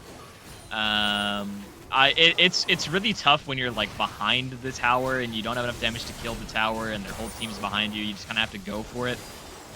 Unironically, I think the best play for them there is to just like tidal wave the other way and Samira to just go in like 1v3 and just try to one-shot them. Like, Yeah. that's honestly like what I think is the best play there, but it's a really hard position to be in. They do get the Drake though, third of the game at 19 minutes, puts them on pace for a 24-minute soul. Nice. That will be the fastest soul for us this split. I'm going to start keeping track of that just for funsies now. So if they do get this in the next few minutes, this will be the fastest soul for us in this split. Kind of going on from what you were mentioning in that angle, kind of going to transition to the top side. Seaflood Batman almost killed Halcyon 1v4, Yeah. mind you. Yeah, and I'm honestly surprised he like almost killed them while getting like chain CC'd. yeah, absolutely nutso coming out. Will smite the Gromp so that way it doesn't get stolen away. MF now has completed the second item, which is the Collector. Which Baron is this? This is the all-seeing one, if I remember hallway correctly. Baron. Ah, yes, your favorite one, the Hallway Yep, Baron. It's the hallway Baron. C flat Batman did make it down here. Will honestly could just easily 1v1 this dude if he really wanted to. But with 4 people on the other side of the map, you kind of have to be wary with where they are. You don't know where Jarvan is. You see where Maokai is. Right now at the moment, will get bubbled up by the Nami. I guess we're just going to ignore this guy and go for the tower. Yep, that's what we're doing. Nature's Craft's going to come down, once again trying to chain CC him, but he has the hook wall dive to be able to escape. Will he commit the ultimatum, try to at least go for a 1v1? Paranoia to help. They're just doing Baron on the other side. As they take the Baron, so this is the Huni Baron. Come forward and look for the steal. Unleash doesn't have smite, so he can't steal it. I mean, he could, theoretically, but he doesn't have smite. So wait, they back off! Oh, they don't know. Okay, you know what? That's fair. They don't know he doesn't have smite, which is, yeah, you just, like, can't commit without knowing. Okay. Also, like, they don't really have that great objective damage. Like, Nocturne's their best member at taking the objective. Yeah. So it's like, when you have a Samira as an AD carry, like, you don't really take Baron that fast. No. You take Dragon very quickly, though. Yeah, that is one thing I was gonna kind of say is like better damage to dragons instead of barons. But so it does slow down the game, even though C-Flat Batman didn't end up burning the Hextech Ultimatum, so that will be up for the next whatever moment that happens to be, as we are 2 minutes and 38 seconds away from the next Drake, which will be Soul Point if Goobers end up getting it. So we're back at that weird, awkward moment in Game 1 where the game slowed down, and as a result, it allowed Bloom to come back into the game. So especially with this, okay, we're in a really weird position. I think it's fine. I think it's good. Might get caught out here. He's rooted. And one more potential cube from the Nico would have been able to find that one. Yeah, just with 3 people having a dash, whether that's Samira, Camille, and I guess you could say Nocturne, but I think he's unstoppable when he is launching forward. Okay, so it's really 2 then. Oh, never mind, we're going. They're going back in. Flash over the wall out of Unleash, though. That's pretty crucial flash to have down when Dragon's up in about 2 minutes.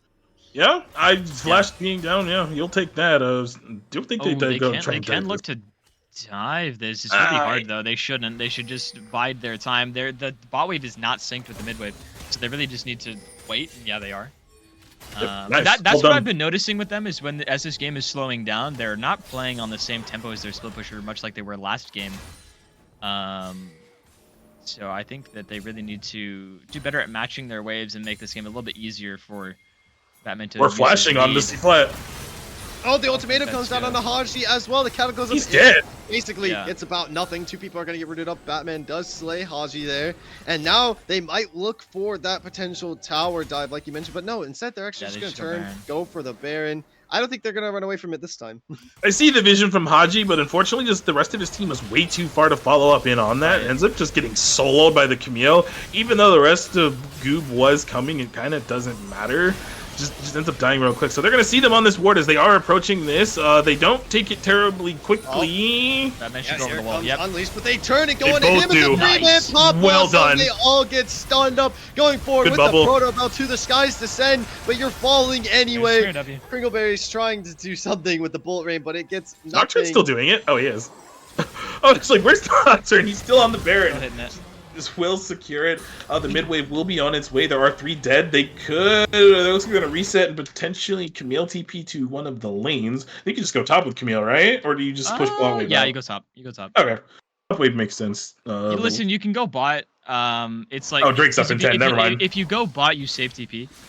If you go top, you have to TP. So that's like the trade-off. Now, I do think this Drake is free either way, so I think going bot here is fine because you're going to be playing mid to bot with Baron most likely off of Drake because it's much easier than playing mid to top because it's further on the map. Right. So that's why I think bot is fine. I think top lane's like, it just means you have to use TP to cross map. Yep, that makes a lot of sense. So this will be a 24.5-minute Drake Soul going over. I know it's the first game, but it is the quickest one we have. Nocturne all being popped right now is Camille TP's top. Interesting. I wonder if it was the master TP. I think it's a bit mistimed because I saw the TP before he ulted. I think it's like, I think we just go top anyways because you're going Drake. Yeah. Okay. This is going to continue to slow down the game as Nocturne does bring in the bot wave. MF is there to receive it. Wave clear not terribly good, but I think she doesn't have ult. If she had ult, she should just ult the wave, but she does not have bullet time available. This will cause some chit damage. All 3 waves are now synced up, so this is already starting off much better. Yep, and then Camille will just go back top here, get it back in. You think they should just go in? Yeah, just go. Who cares? I agree. I think they should just go, and you've got Pop Blossom on Runic, and Spectral can basically just dodge about everything, hit an S, and then just one tap almost. I mean, he could probably just one tap everybody on this side of blue. Oh, he dies here. Oh, very close to dying. Sion commits Ghost there to try and run her down still. Didn't let Camille just takes this. Goodbye. Yoink. They're going on Nocturne. Yeah, I do see that. Cataclysm bullet time, but you get a flash out. So if you're Nocturne, you definitely take that as your team is going to move here we toward go. the top side, toward this Camille. The Nature's Good Grasp is Nico only going to root up the clone. Nico clone. And now who is going to pull the trigger? You have Spectral? no Cataclysm. Spectral can look for some sort of fight with, if he can get that S+ online pleb, potentially can take. Oh, this is going to hurt. Guys, no, not nearly able to pick off pleb. Camille's going in. Okay. On the house with the ultimatum, and the tidal wave comes down Game's and knocks over up here. 2. And this is looking like it's gonna be game. Pop Blossom to seal that deal. No one is left alive for the side of Bloom. Spectral have fun ulting the entire minion wave, and Goobers are going to take our first week 1 Unstoppable stream 2-1. Nice. That was a lot of fun to watch. Really decisive team fight there at the end of the game, which that was pretty much the exact wombo combo we predicted them doing in draft anyways. So in this instance, I mean, they were set up for success pretty much throughout all of draft, I would say. It's just unfortunate that Kringle and Haji had 14 deaths because there was so much bot lane attention this game. as soon as Samira gets the first kill, and with how hard they're like, you just spam dive that bot lane over and over and over again. Welcome to red side bot lane when you're playing against Nico Nocturne. Like, it's just gonna happen regardless of whatever the enemy bot lane is, but especially after they get that first double kill. It's just a huge compounding effect. That could have been a that could have been a Zeri, and they would still dive that 5 times. Yeah, I 100% agree with you. That was incredibly insane how that game turned out, heavily in the favor of Goobers, who do take the series 2-1. So Darter, you are correct. You're starting off real strong. And Drake's predictions. What's next? At this point, I don't know. Who knows? Yeah, right. C-Flat Batman ending up doing 26,000 damage. Most of that. Just completely eclipsed everybody, mind you. Just absolutely dominated the top lane the entire game, which is why his Camille is banned away. Just he's nutso on this champion. I'm honestly surprised he didn't play it earlier. Just because they weren't banning it all series, and the enemy top is playing. I mean, in his case, the enemy top is playing a bunch of tanks, but he's just not the angle. He's waiting for the right game to play it in, and as soon as he finds the right game, I mean, just completely takes it over. 100% takes it over. Yeah, really well played inside lane, and he died inside lanes a couple times, but that's what you do when you're playing a split pushing top laner. You just right click their base, and if you die and your team doesn't get anything on the cross map, that's team diff. Is what it is. Welcome to top lane. And 7,000 gold ahead, just like last time we saw him play this champion. All right, well, that's going to end up doing it for our game today. The only thing I really had in my notes was Camille and Samira. That's the only really thing worth writing down because they absolutely owned the entire game. But very strong showing from both teams. Bloom, just a couple, a little bit of cleanup. We see that they could play into the late game, but the game we just watched was clearly a draft gap. In every shape and fashion, but that's gonna probably be it for us. We will be back next Saturday as Unstoppable. Oh yeah, wait, could potentially do an interview. Who do you guys want to interview? I say top laner. I was about to say. For sure. All right, let me go down there real quick.